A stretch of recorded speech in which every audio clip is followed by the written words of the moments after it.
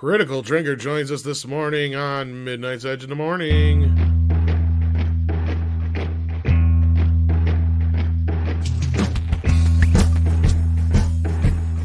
Good morning, YouTube. It's Monday. It's a new week. Time to start fresh. And what fresh hell is the High Republic? Welcome to Midnight's Edge.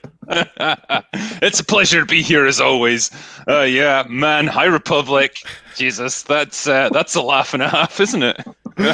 Indeed. Everyone, we are, of course, joined by the Critical Drinker today. So thanks for joining us. It's going to be loads of fun. And I have to bring out right away on the note of the High Republic. Girthy Guitarist says the Critical Drinker's High Republic name is Ak Jandeels. That actually sounds not bad, to be honest. I'll go with that. The name's Jandeels. Ak Jandeels. Yeah, I'll go with that. So that's brilliant. It sounds and a lot like hack. You might want to do it something else. Yeah. Yeah, isn't there a character in High Republic? His name's just an anagram of like Leon is gay or something. Like Leo is gay. Leo X is gay. Yeah. Yeah, there we go. Oh, there man. we go. Yeah. Before we start making fun of the High Republic, and there's loads to make fun of there. I have to say greetings to everyone who's joining us in the comments. Yes, we have people from nice and snowy Texas. I saw on Twitter that is snowfall in Texas. That doesn't happen very often, does it? What the dickens? Snowfall in Texas? That's like snowfall in Florida. Yeah, and snowfall in Spain. Like Madrid is flowing over. It's like I saw like pictures from Madrid. It's like it looks like a really, really snowy winter in Oslo. Damn, man, that's weird. Whereas in Belgium, it's raining, according to Anthony de Wischer. Greetings, Belgium, and greetings everyone else from New York, where Spider Unlimited is. And everywhere else. Let's see who else we have representing and which other locations are here. Do let us know in the comments. Yeah, we have Han Yolo from Bavaria, who got locked down from 9 to 6. That's brilliant. I miss going to Bavaria. I love being there. But yeah, wait, and that's a real we have place? What? Bavaria. Yeah, it's in Bavaria. Germany. Yeah, it's Is that Germany. where they make the cream? Well, can't say I'm familiar with it, but Bavarian cream. Yeah. Never mind. We have Canada, we have Finland representing, and we have Shabby Studios representing. Morning, Rob. Hey there, Andre. Will you stifle yourself, huh? Hey, no, Lord, no. All right, let me adjust this. Hey, how's it going, everybody? Andre, Tom, Drinker, how are you? What's up, man? Tired. Oh boy, let me tell you. You know, I think they're doing this to deliberately piss us off, aren't they? Now. Yes. Yeah, pretty much. And Roy Batty is skiing in the streets of Madrid, which is awesome. Again, sounds like the streets of Oslo. Like I kid you not, I have pictures of people like in Oslo taking like the skis to the bus stop going to work. So yeah, that's awesome. Yeah, and oh yeah, this is a good one. We also have someone from the People's Republic of America. Greetings, comrade. Yeah, greetings, comrade. I hope that. Don't commit a thought crime over there, or you'll be consigned to a memory hole. Yeah. Andre, let me talk about Oslo. They finished the ski jump, didn't they? They finished rebuilding that. Oh yeah, like a decade ago. Okay, that shows you how long it's been since I've been there. They were still working on it. Yeah. Okay. No, it's nice. I can see it from my house actually. Really? Oh yeah. God, that's got to be cool. Like it's way there in the distance, but I can see it. Mm. And speaking of the chat, and let's just to get into the topic at hand. Louis the Plank.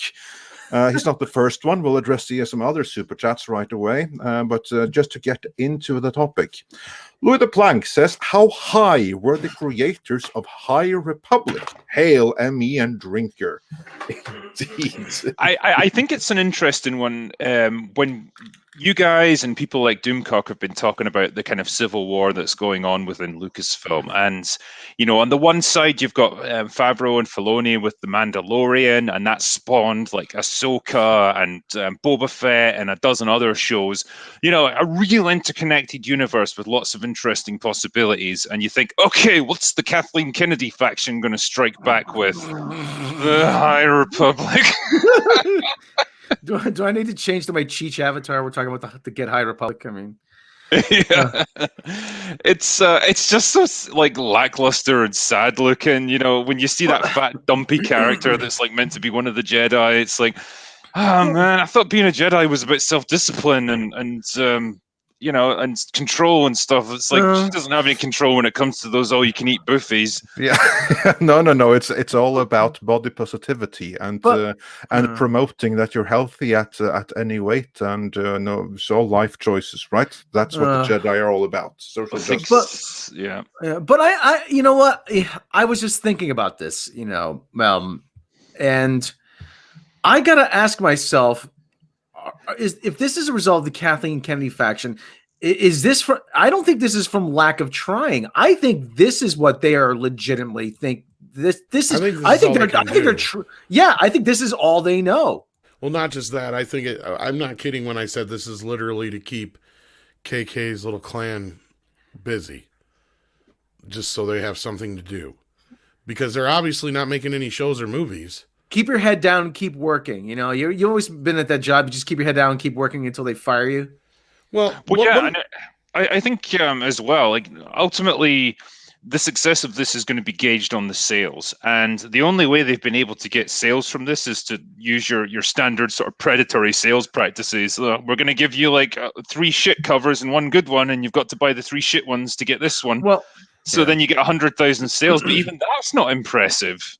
Well, they're gonna drive this through Scholastic books. I mean, that's the big thing. That's what they've been doing on the Marvel side to inflate the numbers of things like Ms. Marvel and Captain Marvel.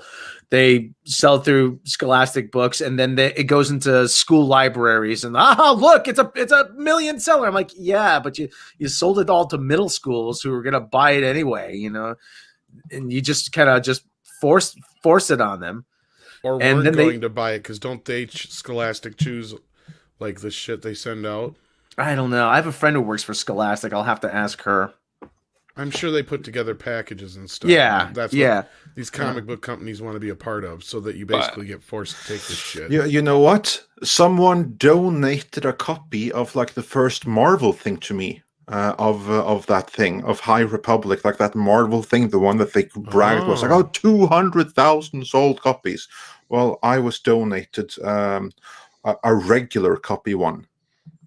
You know what I thought about it after skimming through it? Who hates you that much? Well, maybe they hate me, but they hate Star Wars even more, because they wanted me to rip it apart, and I'll have to read it one more time, a little bit more thorough. You should do like your boy Zach, just go over and just laugh. Like, this is what they think people are gonna want to buy. Yeah, I'm kind of tempted to. I'm kind of tempted to do just that. To do like this is your boy Zach on that, because you know how it was. I just skimmed through it. And I have to read it in more detail. But at first glance, it's bloody awful. Because, you have like this one thing that has been widely publicized with like this diverse Jedi falling down like this spike thing, and is breaking the fall with a lightsaber. Yeah, for real, like as if the lightsaber was a real sword, like sticks this lightsaber into like this wooden or stone spike thing, and then breaks the fall with the lightsaber and ends up like hanging from this thing. I'll send you the picture, Tom. I'll send it to you. I've seen this one. In this guy's defense, he did actually acknowledge the criticism, and he came out and just said, "Look, I got it totally wrong. I'm so sorry." Kudos for that. But did he apologize for the shit story? Yeah, I mean, ultimately, it's still the same problem of like there should have been people there to check this stuff. There should have been people there to say, nope, that's not how lightsabers work. You should have like fixed this before the thing even got published. Well, and that just demonstrates the level of effort going on here. That would require a guy called an editor, and we all know there's no editors Or a working on these grown things up in the anymore. room. Yeah, someone with some knowledge, or someone to say, "No, go back and do it again." Yeah, you'd think that would be what the Lucasfilm Story Committee did, but yeah, that's giving them way too much credit. It reminds me of a PS2 era cutscene for the game Shinobi when Sega tried to bring Shinobi back, where he jumps out the character jumps out of a helicopter and he just plants his sword in the side of a building and rides it all the way down. I'm like, if that's not where they got it from, I don't know where they got it from. Then kind of breaks his fall with the sword. Yeah, it's just more of this, not thinking it through, not understanding how the technology works, and just low effort. And it's kind of what you would expect from these people who aren't really into Star Wars in the first place. Well, there's rules to every universe. It's trying to be like a swashbuckler thing. Yeah, it's like when pirates go down the sails on their ship and they use a sword to like break their fall. I'm not saying it's cool. I'm just saying. No. Well, there's rules. The first thing you learn though is that there's rules in every universe, and these are people that feel like, no, I don't have to follow the rules. I can do whatever I want, and that's always a common thing I see in storytelling nowadays. Oh, it's a fictional universe and fictional characters. You can do whatever you want. No, you can't. You have to abide by what came before it. Can I just say as well, like just looking at this image that you put up here, the character, what is it with characters now in comics and TV shows and stuff with this shitty like shaved down one side hairstyle? It's everywhere, and it's so the new non-feminine look. Yeah, exactly. It's so annoying to look at. It's the androgynous look, so as to avoid the horrendous male gaze. And I will also say that, like, this one thing here, it's easy to pick up on, but honestly, it's the least of problems, because you have the dinosaurs and everything in here, like you really do. One-armed dinosaurs, no less. Because if you think back to the first thing that we saw was this leaked whiteboard thing, but this image of a whiteboard with everything that had to go into the stories. They obviously put it out there so that everyone would think that oh look how amazing and progressive, and no, it only went to show that this is all about agenda and nothing else. And that's a real problem with this issue. It's this thing that we see on screen.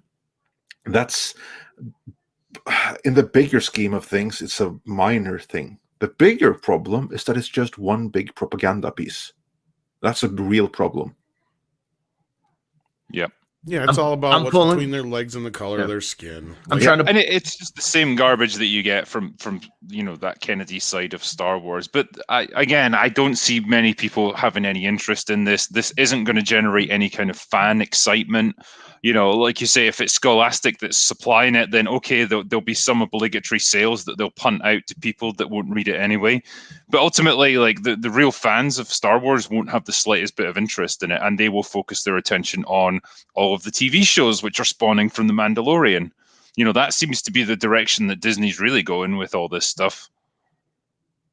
Yeah, speaking of the whiteboard, I'm trying to pull that up right now. But if we can, 3, 2, 1, any moment now, guys. Just a second, any moment. That's because you got Fred Flintstone's fucking computer. That's why. Barney, come the hell on. Why isn't I like people? Whatever. People in chatters are talking about that hairstyle. They call it the SJW haircut. I think that's it. Wilma, what the hell's a mega rock? But the whole thing, I'm like, this whole thing, they put diversity and representation down twice. And if you can pull it up, fuck it, I'll link it to it. No, wait, we got it right there for a second. Okay, you got it for a second? 1 second. We had it. Well, that's better than no seconds. Yeah. So I'll put the link to the, open it up in the tab. Someone else for 1 second, it got in the way of the beautiful Norwegian fjord side. So. I'm pining for the fjords right now. Yeah. Okay. Yeah, but this whole thing, like I said, this is the best they can do. It really is. There you go. Like diversity, there's representation, diversity twice. Yeah, it's sweeping epic space lightsaber, but no single character. I love this. No, not pro war. It's fucking Star Wars. War is in the title. And they have to remind themselves that there's the Force. And that it's mythic. These are things. And also remember to put in some space or lightsaber battles or something. Feelings. And this is feelings. That's like more important. Like they're talking about, this is fiction and authentically. Like this seems like okay. Now anyone like if you've never ever seen Star Wars before, I guess that these things could be like kind of like fine. But oh my god, like. Just having this thing right here on screen, it's unbelievable. It's unbelievable to me. Fiction, Star Wars wishes. That's what relic hunters? Rival houses. That's just like, wait, Game of Thrones was popular and that had rival houses and politics and stuff in it. Let's just shove that in as well because and we have Indiana Jones. So let's try to mine that a little bit. Yeah. I still say not to get too far off topic, but Drinker, I don't know if you've ever heard me say this, but when Kathleen Kennedy was appointed head of Lucasfilm, I am absolutely 100% convinced that she saw it. Listen, they could have had Indiana Jones 5 out by now if they really wanted to. But you have a property, a franchise named after a straight white man set in an era where he has to be a straight white man. And she just said, I don't know what to do with this. I really don't know. She felt so handcuffed that she said she put it off to the side and said, okay, well, I'll figure out a way to ruin this later. Because she could easily said to George Lucas, "Hey, listen, now that we're revamping a lot of properties, take 6 months or so to brainstorm about a new Indiana Jones movie, and then come back to me." No, she couldn't figure out a way how to insert her politics into it because in the 1930s, Indiana Jones, let's face it, he kind of has to be white because how else is he going to disguise himself as a Nazi? Because the Nazis were known for their all black regiments. If they finally get round to making Indy 5, I could see his successor being a like straight talking tough woman of color. Yeah, quite easily. If that's what Kennedy kind of wants to happen, they'll team him with Rosa Parks. Yeah, pretty much. Yeah. So I think that she might be forced into that. But if you look at The Last Jedi and how Finn was sidelined and paired up with Potato Sack Woman, so that he wouldn't possibly be a threat to the glorious Wonder Ray, Kathleen Kennedy's self-insert, I think that if she got her first wish, it would be another Kathleen Kennedy self-insert. But after learning the pushback of Finn, or like the Finn actor speaking out and everything, now it might be like diverse female Indiana Jones. That might be where they're going, taking a crew from James Bond. But the whole like Force Awakens and Last Jedi and the Rise of Skywalker, that just proves that they're a bunch of hypocrites, though. They're all, we're all for diversity, but when push came to shove, no, let's get the brunette girl with a British accent. Yeah, she's front and center. Nobody can outshine her. Yeah, no, exactly. But that's what I mean. Like the people that preach about that the highest, they are, just to quote Kamran Pasha, the people that quote about that, or not, paraphrase him rather. Kamran Pasha, of course, is someone that we have said on, and in his experience, the people that preach the most about how virtuous they are and are the most determined to put all things woke on screen, well, they are the least woke people and the most bigoted people in their own private lives. And that kind of comes through a little bit on screen in their execution of this agenda, let's just say, which is frustrating. Even Money says even when he says the blonde-haired white woman, blonde-haired, blue-eyed white woman in this High Republic is going to be the biggest hero, Avar Christ, because she's the bestest Avar, you know. And not only that, they want the previous Doctor Who to play her on screen. Mr. Drinker, sir, you're someone that grew up with Doctor Who. Just to get off on that tangent for a moment, how would you feel about seeing this character brought to life by Jodie Whittaker herself? Oh, I would love to see her absolutely butcher that character. You know, it's Jodie Whittaker has proven with Doctor Who that she can't do these outlandish characters. She could do like a middle-aged woman from Yorkshire. I think that's probably the limit of her acting prowess. When she took on the role of the Doctor, she wouldn't do an accent because accents are hard, apparently. She wouldn't study the previous Doctors to see what their kind of motivations were and their nuances and all those kind of interesting aspects of the character, because that would take too much time. She couldn't be bothered. So I'd love to see her try and play, you know, a character from Star Wars. You know, like she would actually have to project herself onto someone different, and I just don't think she could do it in the slightest. Plus, she ain't exactly a big name in America, so I don't even know how that could happen.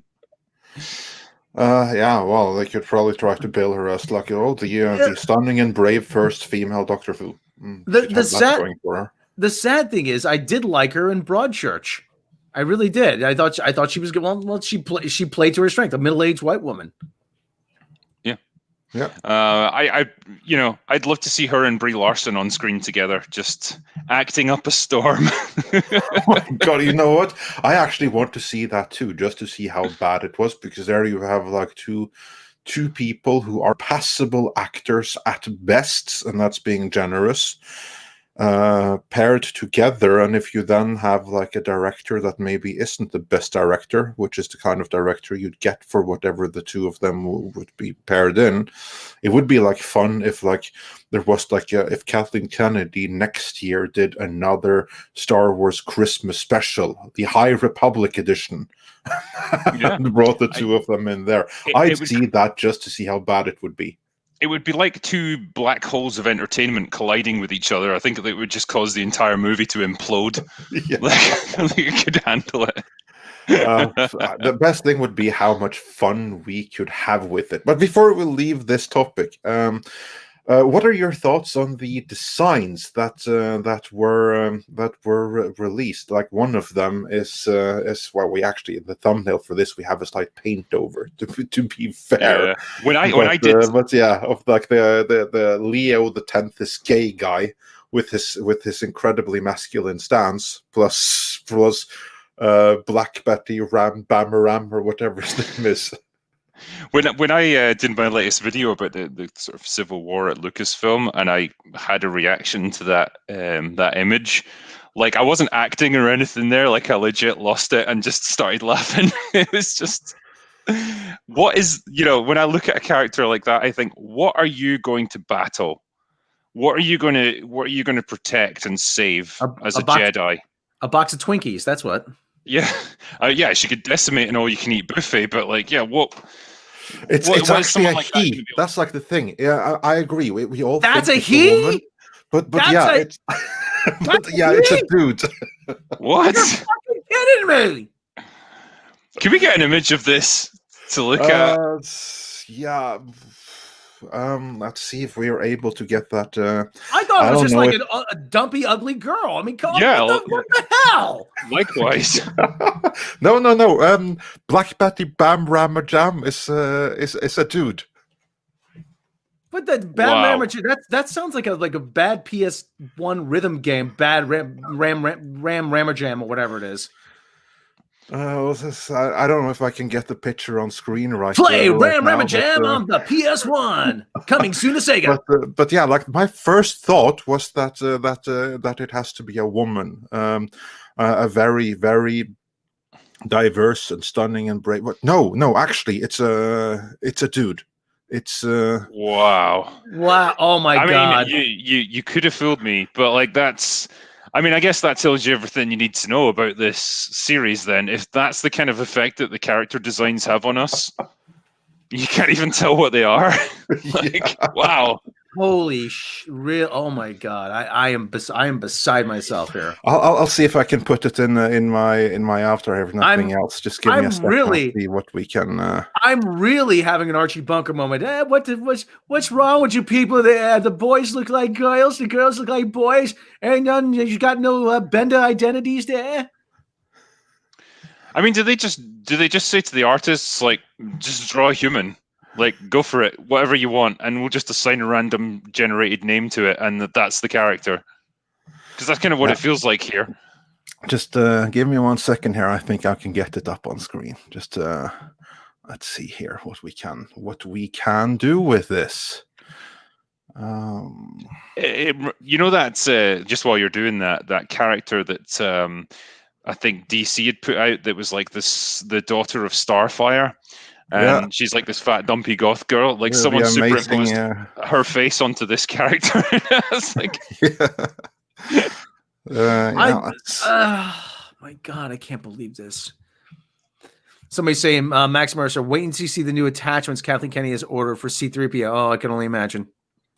There's the other thing I wanted to ask you about is the Acolytes. Again, just while you're working on that, Andre, which is going to be like the Leslie Headland show that was kind of leaked conveniently to the press so that they had to make it. That is tied into the High Republic, isn't it? Like, I'm not sure. Because when I looked it up and I looked up High Republic, it was like the series of books and comics, and the Acolyte was there. It is.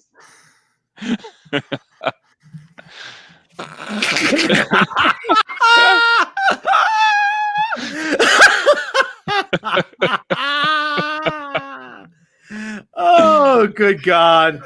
Now, to be fair. No, let's not. No, Andre, let's not be fair because this doesn't deserve any fairness. But it looks just like that. Like this paint over catches the spirit of the character so much better than the original. But it's hilarious.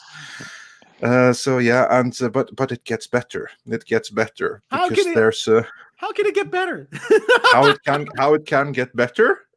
Oh, maybe I shouldn't be asking. Just you wait.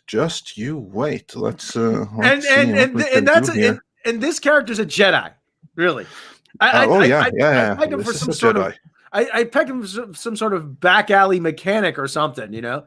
Oh God. Yeah, I got slightly less clothes than the last time I saw him, but that stance, man.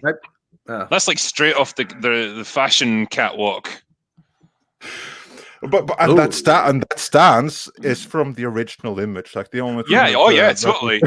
That's when you would look at that and be like, "Oh, he's so fierce." I think I finally found something in Star Wars that I could appreciate. Oh my!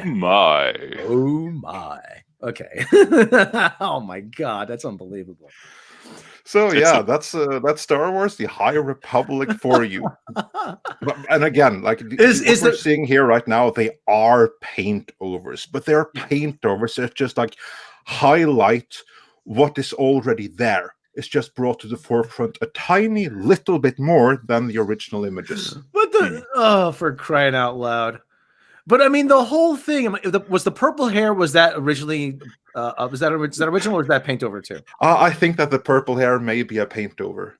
Well, it's fitting though. I mean, it really is. It's very fitting because the stance is not the paint over, and the name, which is Leon Gayassi. That's like Leon Gayassi.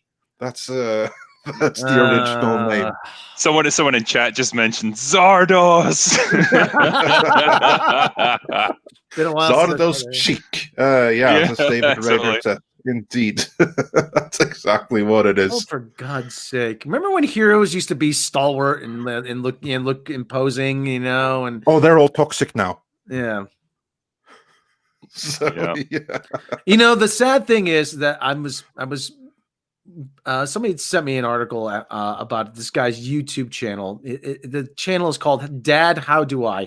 You know, he took it upon himself to start because he raised his kids. He took it upon himself to start a YouTube channel for all like for household tips, like how to change a tire for people who might not have like that father figure who could teach them that. And the only thing that occurred to me was, you know what? Any minute now, this guy's going to be called toxic masculinity. Yeah, because you can't have a positive male role model anymore. You really can't. And looking at all these images, this is just more evidence of that. Yeah, it's like I mentioned this recently, like, heroes that you saw on screen or in comics, they used to be things to aspire to and look up to and think, oh, I wish I could be like that. But then consider this before you, gentlemen. Mm-hmm. I don't think many people are going to look at this and think, man, I wish I could be more like that. Have you ever seen Professor Geek's series on the different heroic archetypes? No, I haven't. No. Actually, yeah, you get a chance, watch it. It's fantastic. It explores all the different types of heroes: the frontiersman, the war hero, the aspirational hero, the tragic hero. Fantastic series. But yeah, I mean, one of the things he said was that heroes were aspirational. You could never achieve that, but it was always something to strive towards to make yourself better. This tells me, hey, you're fine just the way you are. No need to make yourself better. You want to go ahead and be a fat blob, get diabetes, go right ahead. Eat another hot dog. Mm. Yeah. I'm like, and I always say the tragic thing about, and I don't know if I did a video for my own channel. It's been a while, but I remember there was that shift somewhere in the mid 2000s, because to me, the big male role model was always James Bond and Sean Connery's portrayal of James Bond, a guy who was well-educated, knew several languages. He had appreciation of, knowledge of wine, was confident, could think on his feet, had a broad range of knowledge in different subject matters, and loved the ladies, knew how to treat a woman, and then we had this shift to where the male icon became Seth Rogen. Yeah. A guy who didn't know much, didn't say much, just sat around, smoked pot, ate, was overweight, was a slob, and it just told men, like, okay, good enough. There you go. The thing is, though, you go to women now and you say to them, like, well, which, do you prefer? What do you find most appealing? And they will go for that Sean Connery, James Bond, like traditional masculine style of character, like 99% of the time. Like what people actually like never changes. But what Hollywood tries to present to us does change, and they're getting it wrong again and again. And that's why you get so many movies that just fail to connect. Well, I don't want to get too much into the big sociological discussion as to why, but a lot of it, I think, is like we had the whole, I don't want to call it an epidemic of divorce in the 70s and 80s, where a lot of it became more prevalent because it wasn't as taboo. It was became socially more acceptable, and a lot of male role models left the house and left the family. So I think there's this lingering resentment towards sort of the male father figure and the male icon of masculinity. And you can definitely see something like that in Brie Larson, where she's just like, the patriarchy, white dudes, and her father walked out on her at the age of 8, I think. And so a lot of this, I think, is getting back at. I was going to say something about. Yeah, well, of course, it's not about equality. It's about flipping the tables on perceived traditional oppression, so that the ones that were perceived as oppressors, and I stress perceived, now become the oppressed, and that's like the real goal. There's no, and that's kind of like what it's about. And then, of course, before we leave this topic, we also have to talk about what we have on screen right now. Yes, Tom, I believe this is one of the writers for the High Ass Republic, if I'm not mistaken. And Anna, our good friend Anna, that Star Wars girl, shared this with me. So I thought we'd take a listen, see what's up here. I was just wondering, where do you get your inspiration from when you're writing? I'm really angry. So angry. And the world just keeps giving me more inspiration. For a lot of things, my inspiration is what makes me move, and what makes me move is rage. Other people it's love. Other people it's just telling a story. So, like, I don't like read long books unless they like really pull me in. And I tend to read when I read historical fiction. I tend to read it for perspectives that you don't get in the classroom, or you don't. Tom, get, like, stop a time, second. Like for the. I don't read long books, okay? So she has no knowledge of like classic storytelling like Lord of the Rings. Yeah, I think this is the lady that said that she doesn't read past the first however many pages of a book, or has never finished a book. And this is a person who's been given like a $1 million publishing deal with Lucasfilm to front the High Republic. Yep. I mean, it's just incredible. Like, you know, think of all the authors out there who, you know, never got a shot and who have oodles of passion. They're extremely well read. You know, they would absolutely jump at a chance for this, just for the sheer creative joy of being able to do it. And then you've got this absolute moron who just stands there like, I don't read long books. It took me a long time to find something I actually like to read, but you know, when I started finding stuff I like to read, I'm like, hey, you know what? Give me more. But to say I don't read long books, derp, you know, shut up. And also, you know, when she's talking about like, what motivates you to write? It's anger and rage. Really? Like just rage at a certain demographic group, perhaps? Probably. Is that going to come across your writing? Not telling a good story. She's that's not her priority. It's not telling a good story. Rage. Yeah. Like when I sit down to write a book, it's usually like, oh, I've got a really good idea here. I'd like to explore this and use it as a chance to like do interesting things creatively and learn stuff and you know, tell a really interesting story. It's not like I've got a massive fucking chip on my shoulder and I'm just gonna like pour it all into this book and use it as a chance to like make people feel bad. Like it's the opposite of what you should be doing as a writer. Yeah. All right, let's finish off what she says here. July comes around. I'm like, I don't need another story about George Washington, right? Like, I know what the dude did. Like, we get it, George. But I think, like, I really want to know, like, those perspectives that we haven't heard traditionally through history. I was in college the first time I realized that, like, history wasn't all just, like, white dudes. I was like, oh, crap, there are other people there, too. Thanks, Howard Zinn. Look, historians do it all the time, man. Like, all your history books are, like, the story that some dude decided was the truth, right? So, like, okay, so, like... she sounds way too white. My undergrad is in history, and, like, I almost finished a master's in history, then I went and did an MFA instead because, because that's what I do with my life. I never finish things. There you go. But I almost did a master's in history, but it turns out I was too dumb to actually complete it. And it's all about people reacting to the events of the time. And if you know people and the people mindset of that time, you can change history to say whatever you want it to be. Like, I didn't know until this year that the Civil War was not about slavery.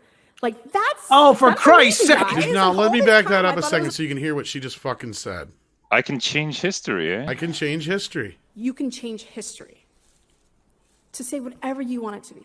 Like, I didn't know to say whatever you want it to be not about slavery. Yeah. Like, that's amazing, guys. Like, all this time I thought it was about slavery. You know what? Hold on. She's saying the Civil War wasn't about history. Don't give me this shit. It's about states' rights, because that was the argument certain people used to pretend it wasn't about slavery.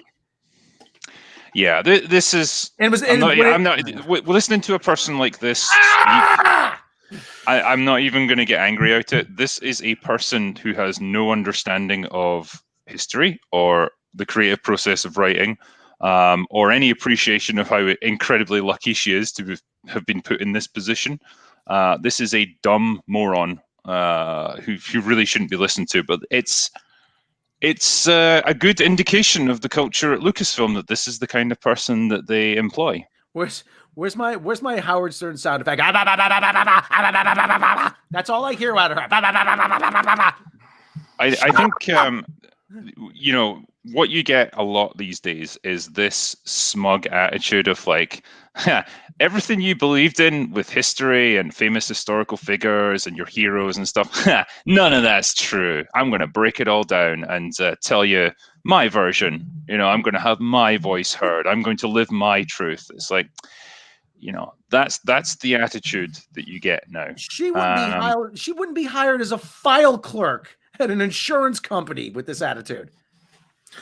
But she is hired by the Lucasfilm Story Group to write Star Wars, which is unbelievable. Because like what she just said there, that's actually incredibly dangerous. I mean, it's not even harmless fun. What she's saying there about rewriting history and stuff like that, that's. I will give her one thing. She said that if you don't like my politics, then don't read my books. As like Kelly Sue McConaughey, I believe it was, said about her comic books, and people stopped buying them, and her books got cancelled. No one should be buying anything that she's reading if they value history, integrity, anything like that, because that kind of mindset that's revealed here is, yeah, now, that's. This is also as the Mr. hallmark. Tickle Trunk just said, we'll get back to some super chats momentarily, but I thought this one was good. Revisionist history is a tool of the authoritarian, which is spot on. Yeah, straight out 1984, isn't it? They can just go and rewrite history. We've always been at war with East Asia, all that. But, you know, to... Yeah. Oh, sorry, critical drinker. Hey, I take real issue with her defiling the memory of Randy Macho Man Savage and Lord Alfred Hayes. Use one of our white boys. Just to go back to what you were saying, Andre, there as well. Like, the hallmark of a good writer is that they can tell stories without having to inject their personal politics into it, especially if you're hired to do something like Star Wars, where it's not just 100% your IP. You know, you didn't just dream up this universe and these stories yourself. You are inheriting a small part of it, and you've been hired to do this story set within this universe that someone else made. Okay, and a good writer would be able to say, well, I've got all these political views, but people don't need to hear that. I'm going to concentrate on just telling a good story. But, you know, people like her apparently are not good writers, and they can't do that. They can't separate their politics from their work. Yeah, and that's no matter what they may say, this is not the strength. That's pretty incredibly bad and dangerous. That's all I have to say. So this is one of her recent tweets where she says, I see some of you have discussed that there is a black woman writing Star Wars. I don't remember everybody saying shit about that. Don't care. Don't care. I heard more people say they don't give a shit about the High Republic than anything. You know what's great about being verified? Your vitriol never gets past my filters. Stay. So in other words, she's putting her hands over her ears and going, I can't hear you. Problem solved. No, you should be listening to criticism because you're a shit writer.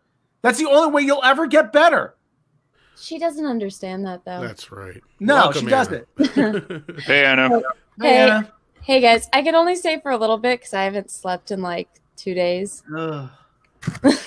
But yeah, you know, I found that clip like a year ago, and I was like, you know what? It's a kind of older. I think it's from 2018. I was like, maybe she's changed, but that was her talking for like, you know, aspiring writers. And then I saw like the racist tweets that she did, and I was like, okay, she hasn't changed. She's just gotten worse. But yeah. She also said nobody knows about Black people before civil rights. Like there was no Black history that anyone was aware of before civil rights. Really? Oh, yeah. Oh, for God's sake! You know what? They taught a lot of Black history in school in the '80s when I was going. You know, the guy who does actually finish the designs for Washington D.C. was a guy named Benjamin Banneker. You know, he was. I mean, and Dr. Jared Bunch. I mean, Dr. Jared Bunch. He was a running back for the Giants. Dr. Ralph Bunch. And you know, there's a lot of guys. There's a lot of history, Black history before civil rights. So she's off her fucking gourd. Well, I mean, remember when the first human, Lucy? Where's Lucy from? Oh yeah, Africa. Also, you know, Frederick You go Douglass. look- Oh, Well, I mean, God. if you go look at European history, I mean, a lot of the castles in Portugal are Moorish castles because the Moors invaded Europe and took over Portugal and Spain and parts of France. So it's like, Yeah, then they were there for 800 years in the region Yeah. called Al-Andalus, which is Mhm. conveniently forgotten. But yeah, the caliphate was in Europe for 800 years, and they weren't invited. well, none Yeah. of us knew that before civil rights, apparently. Nobody was aware of that. Oh, for God's sake. Oh, for crying out loud. This is People like her need someone in their life to just call them out on their bullshit and just say, nah, you really shouldn't tweet that, or you really shouldn't say that because it's garbage. It doesn't bear any relation to reality. Yep. But they're just enabled. They're allowed to keep doing it. Well, yeah, because they've grown up their whole lives. You're so special. You're the specialist special that ever specialed. And there's nobody more special than you. And then nobody's there to tell them, there was that moment in Community where Jeff finally had that epiphany. You're just average enough to stand out, but not too much. Yeah. It's I'm going to give myself an aneurysm.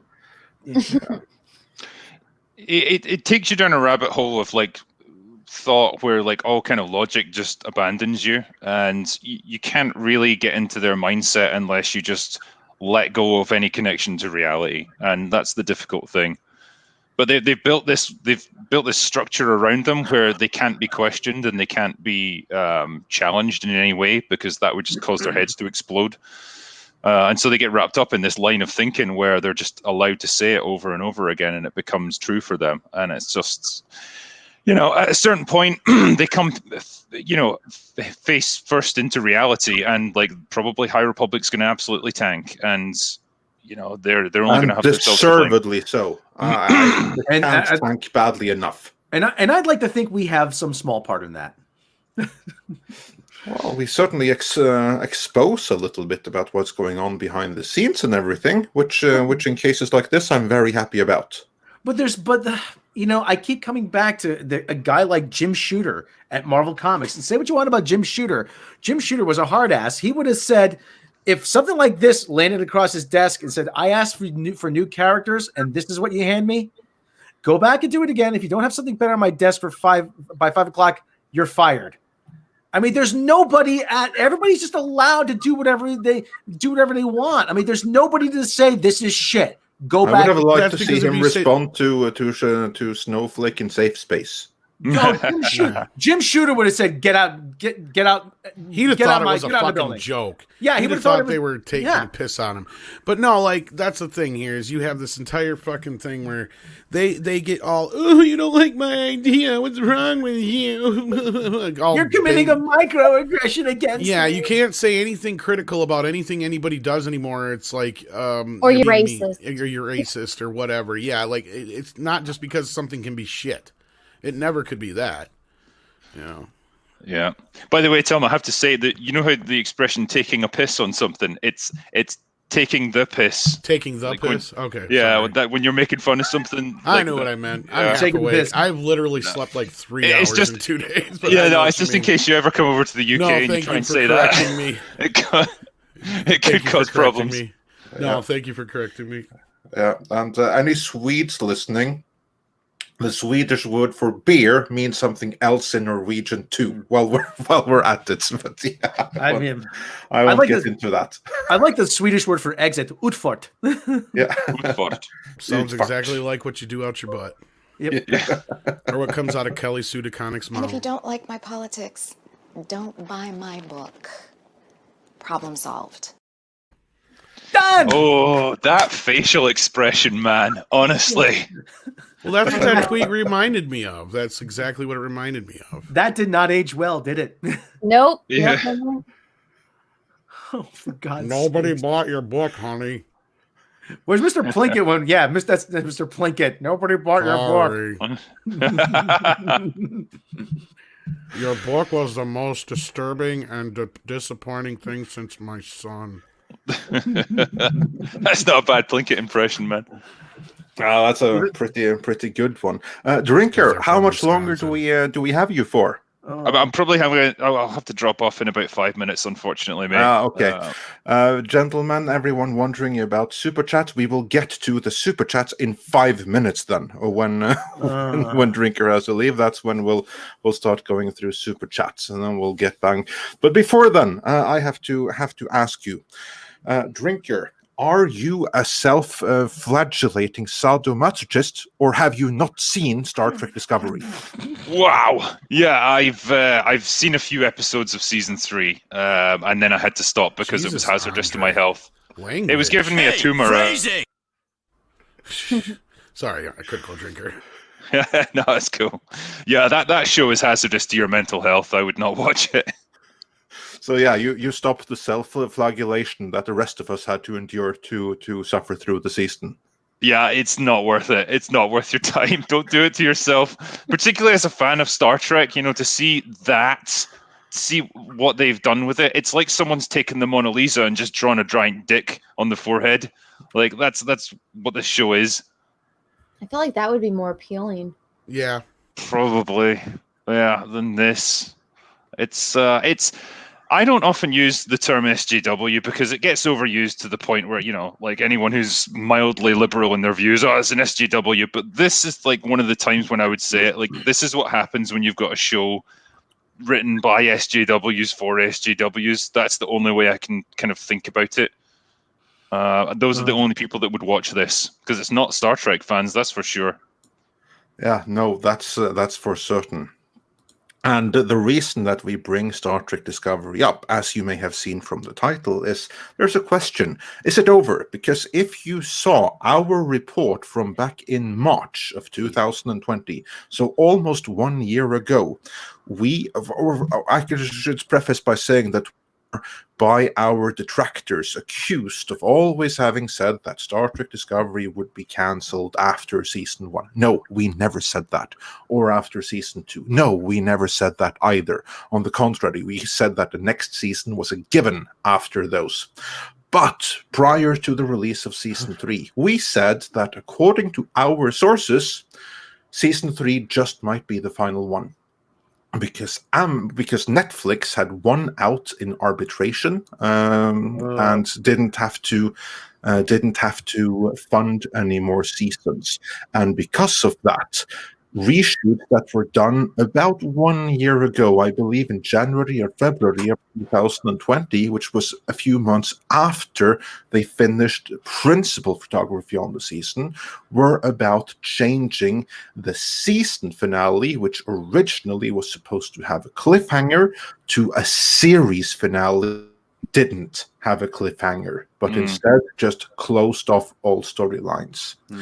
And now, after having seen the season finale, it kind of looks like a series finale, because just as we kind of suggested, all storylines were closed, and Michael Burnham was given her own captaincy. They were all given these communist uniforms of the Federation of the year 3000, and it ended with them sailing into the sunset. And a quote from Gene Roddenberry, which was... I was going to say, yeah, that feels very, misplaced, because I'm sure Gene Roddenberry wouldn't have appreciated this show, but it does feel very final to stamp that on it. Gene Roddenberry wouldn't just have turned over in his grave, he would be flipping 360 degrees multiple times in his grave from the show. But yeah, as a writer, that sounds pretty final, doesn't it, Mr. Drinker, sir? Yeah, absolutely. It gives it that coda of stamp of approval from Gene Roddenberry. See his quotes on it, and I think they even used the original Star Trek theme to end it rather than Discovery's theme, which again feels kind of final to do that last change right at the end. And you've got the Discovery sailing off into the sunset, just like an undiscovered country, which was far superior to anything like this. But all of those things bring it to a fairly conclusive end from a writing point of view. They haven't set up another villain for the next season or another like peril that they have to overcome. It's just all kind of closed off. And I think for them to be able to say, we've done 3 seasons, we've accomplished everything we wanted to do story-wise, it gives them an out so they retain their dignity. You see, Andre, you said that they look like the communist uniforms. They don't. Actually, when I saw those new uniforms, they're the neutrals from Futurama, the neutral planet. If it ever comes up, you'll see. I mean, it's gray, nondescript. It's exactly the same as the neutrals. Yeah. No, not that. Damn it. Well, that's the one that Anna wanted me to share. Oh, okay. And yours doesn't work because your computer is still in the Stone Age, right? Well, it's probably because my browser. I'm using Bonnie, Vivaldi. why isn't this browser working? Probably, yeah, it's probably because I'm using Vivaldi. I'm not using Google Chrome. There they are. Yeah. Now you compare that to the, and that guy Vance. He's just as spineless as they are. What do you think? All I know is my gut says maybe. It's a beige alert. I mean, seriously. I mean, this whole thing. I really do hope there's nowhere for it to go. There's really, you said, Andre, there's nowhere for it to go. The burn. I'm sorry, go ahead, Tricker. Yeah, I mean, it kind of felt like with this season 3 was a bit of a Hail Mary. They had tried 2 seasons of this original series timeline. Nobody was buying it. Nobody liked it. And then it's like, we'll jump forward 1,000 years. So we've got a completely blank canvas to work from. And again, nobody gives a shit about it. And so I just feel like they realized, nothing we're doing is working. It's not the setup, it's not the timeline, it's everything about the show. Nobody's connecting with it. We need to just bring this to an end. And at least what they've tried to do is bring it to an end in a conclusive way rather than just have it cut off mid-cliffhanger. I really hope they don't waste any more money on it, because honestly, they'd be better off just burning their money at this point rather than making another series of this. Yeah, that's kind of what they've been doing. Like, the only reason that Discovery has been allowed to continue as far as it has is because Netflix was contractually bound for multiple seasons to fund it. Had it not been for that, if CBS had to fund this whole thing themselves, it would never have been a season 2, let alone season 3. But as it was, season 1 was a completely free lunch. Netflix paid literally everything. So all CBS had was a minor outlay of development thing before Netflix came on. Netflix were sold a false bill of goods, so they really got the lemon there. But before they realized they had locked themselves in for multiple seasons, they didn't want a repeat of season 1 with season 2. So then season 2, then CBS had to fund more themselves, and they had to fund more still in season 3 because Netflix were like, oh hell no, we'll pay the minimum, but no more than that. And that's the reason why the budget went down for each subsequent series, because they had to pay more of it themselves, which in the end they didn't pay. Now, Anna, you wanted me to share this. You said it reminds you of the mycelial network. I don't even know what the mycelial network is. Oh, that's the whole tardigrade thing on Star Trek. Yeah, I only vaguely saw that. But yeah, it just made me think of like one scene where Michael Burnham is like seeing the spore drive. But this is one of the pages from the High Republic comic. Looks just like Michael Burnham. It does, yeah. So she must have some. She evidently has some kind of influence. But speaking of influence and influential, we've been delighted to have the influence of the great script doctor here today. But you have to you have some more drink to raid, don't you?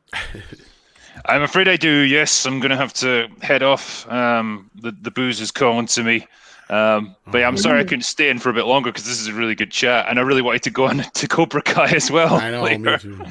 I apologize, but no, it's been good to talk to all you guys and catch up a little bit. It's always a blast to have you here. Well, maybe we'll do a separate roundtable on Cobra Kai later on, and you'd be very welcome to join us for that. Yeah, I mean, yeah. Well, I think I'm gonna. I'm going to try and do a stream on it at some point myself. So yeah, if you want to come on at some point, we'll see if we can do that. For Cobra Kai. Ask Andre. I spent most of last. Never mind. Anyway, I've been editing everything, but we got some breaking news. Quick before you go, you might want to catch this. Critical Drinker. Somebody owes me an apology. It's official. Ryan Reynolds' Deadpool 3 confirmed for Marvel Cinematic Universe setting, and not only that, according to Kevin Feige, it will be rated R. Oh, okay. So interesting. That came out like 5 hours ago. Yeah. Okay. I didn't see it. I was working. Yeah. Editing Karate Kid documentary. Karate Labor of Kid love. and Cobra Kai documentary. Let's be clear about that. Like, it's all the good stuff in one go. But thank you so much, Critical Drinker, for joining us again. It's always a blast to have you. As we said, check out Critical Drinker's channel. If you haven't, check out his work as well. You have a few books. You got a brand new book right now, actually, don't you? I do indeed, yeah. Well, it came out like a month ago, something like that. So that's Still Something new to to me. Die For. Yeah. So it's called Something to Die For, and it's the last book in the Ryan Drake series. So that's what I've been doing at the moment, and I'm currently working on a new one that I can't say too much about yet because it's out with publishers right now. Does he But die? I can say something about it. Unlike anything from the High Republic, it's a real book from someone that knows history and is willing to actually read books. Yeah, I've read long books even, so I can see that. And it's not just rage that fuels me; it's usually booze. Mm. Yeah, that's a much better source of inspiration.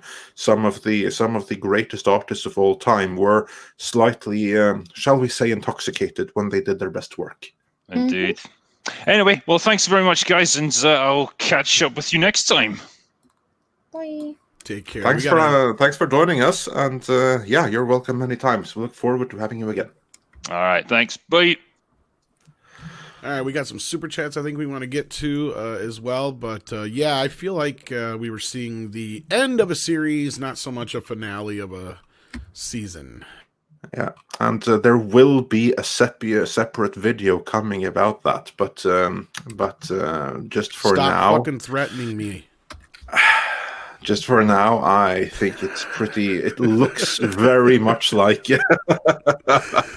So yeah, Anyway. you're gonna have to do more, but it looks very, very much like that may be the end. What I'm hearing is that the Secret Hideout crew, obviously, they don't want it to end, but in order for there to be more season, they need someone to fund it.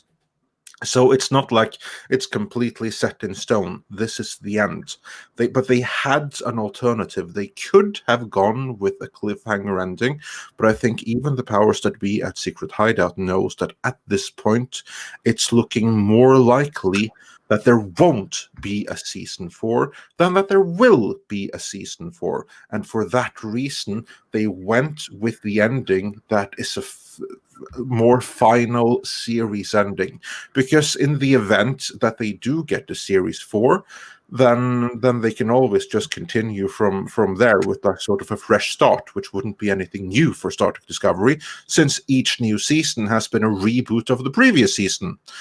But if there is more, it would be kind of embarrassing to end the whole thing on a cliffhanger. Well, like a soft reboot in a sense, like every season takes like a completely different turn. What And is what it was with, may I prior. ask, the trans characters with all the face paint? Because they That's didn't have any money Transley for Crusher. makeup. Sorry, go ahead, Andre. Yeah, no, that's Transley Crusher. And the Yeah. images that you've seen of all the excessive face makeup, that was because in the final 3 episodes, then we learned the cause of the burn, which was just a really emotional Kelpian who is stranded on a radioactive world, where he's the only one that's alive inside of a spaceship, and the ones keeping him company are holograms. So what happens is that as they beam in, the hologram AI basically decides that, oh, these people from outside, they look too scary, so we're gonna like add a layer of hologram on top of them so that we just juggle around their species a little bit. And so Transley Crusher, who is a normal human to begin with, she gets like this alien skin, and the whole purpose of that was to give the actor behind the Saru outfit some face time, probably because it was going to be the only chance that he would get, because the series was due to end. And there wouldn't be any more opportunities for him to act without a mask. That was the whole reason, just to give him some face time. Like, seriously, there's no creative reason or no story reason why they needed to get like some stuff added on top of them. But it was just so that they could remove the Kelpian makeup from Doug Jones for that sequence. That's it. And in order to justify that, everyone else had to have like some crap glued on. Yeah, you wanted some FaceTime, is what it is. Yeah. So yeah, that's the secret behind that mystery. He's the best. He's the best guy on the whole show. I mean, geez, give him whatever he wants. And he got, and in the end, spoiler alert, he got to retire with his male Kelpian companion on the Kelpian homeworld. Oh, he's gay? Yeah, he turned out to be that way. You know, my brain shuts down when it comes to Star Trek Discovery. I've figured it out. Are there straight characters in this show? No. It does it just to protect itself, I think. No, everybody's baseline bi. Yeah, that's what we learned. When everyone is baseline bi, and this is an official statement, everyone is baseline bi, that means that no one is straight. Because of course you probably have a straight minority. But yeah. But the normal is to be bi. The only one who's allowed to be straight is Mikey Burnham. Wait, what about Lucius Mouthboy? Is he straight? Wasn't he sleeping with the like Admiral lady? Yeah, but he was mean and nasty. Okay, because he's a straight white man, right? He's still baseline bi. Yeah. And he's also from the mirrored universe. Stephen the Otten, original one, or I don't know. Whichever. No, the one that we've seen on screen the whole time, he was always from the mirrored universe. That's why he was so good and so smart and good at war and everything. Because the only ones that are useless and actually can do something to defend the Federation are either Michael Burnham or from the mirrored universe. You literally have 3 people with any kind of sense of strategy or any kind of skill set in how to win a war. Let me put in the it to you whole this way, of Star Trek Anna. Discovery, and that would be Michael Burnham, who is the bestest ever, and it would be the captain whose name I forgot, but the one you refer to right now, he's from the mirrored universe, and then it would be, what's her name again? My brain forgets. Which one, Tilly or no, the Michelle's character, the one that was supposed to get the Georgiou? Georgiou, yeah, she's also from the mirrored universe. That's what I was going to say is about anyone her from their universe.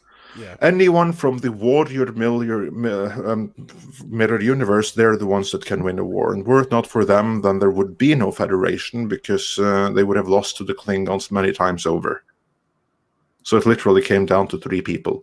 And 2 of them were from the mirrored universe. Philip Augustus. Who wrote this? Oh, fucking... Well... Probably Michelle Paradise or Alex Kurtzman, and then from what we've heard from inside sources, or I don't even know how inside it is anymore because I think the person said it on a stream once, but anyway, don't matter. Basically, from what we've heard, John or Jason Ottman, whatever his name is, has been running the entire show this season because he had to come in and take over because they fucked it all up.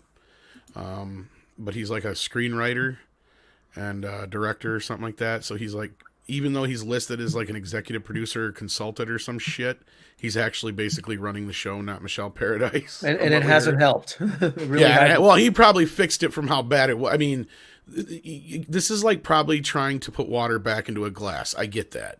So the guy probably tried to do the best he can. I don't want to try and, tear him down or anything, but yeah. Some things just can't be salvaged, and this is one of them. And with that, we really have to get to some super chats. We need to salvage our super chats. Yes, luckily we can salvage it. John Ottman. Yes. I knew it was one of them. And the first one today was Roger Haynes, who sent us a thumbs up super sticker, so thanks for that.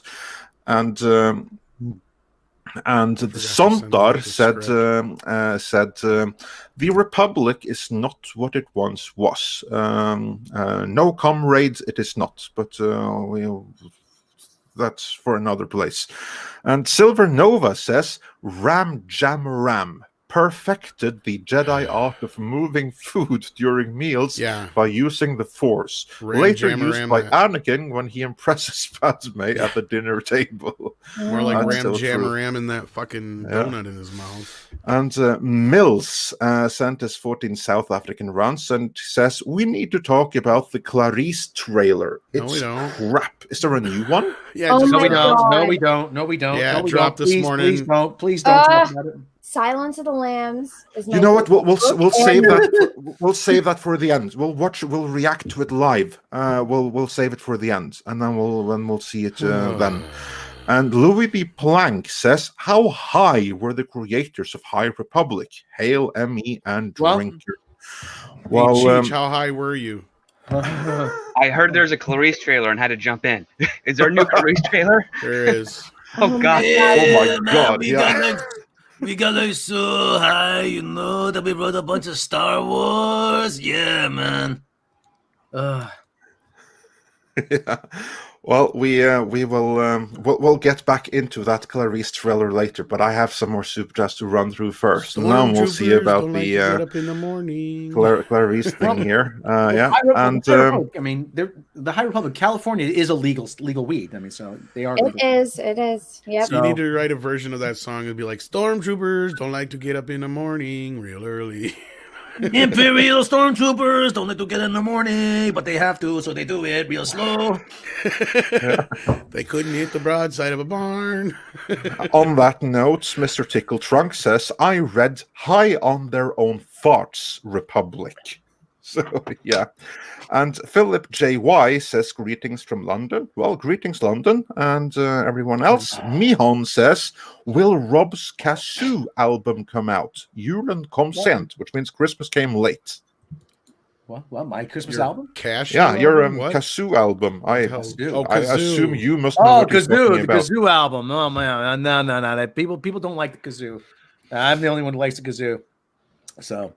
From K-Tel, it's Rob's Best on Kazoo. It's like once, twice, 3 times a lady.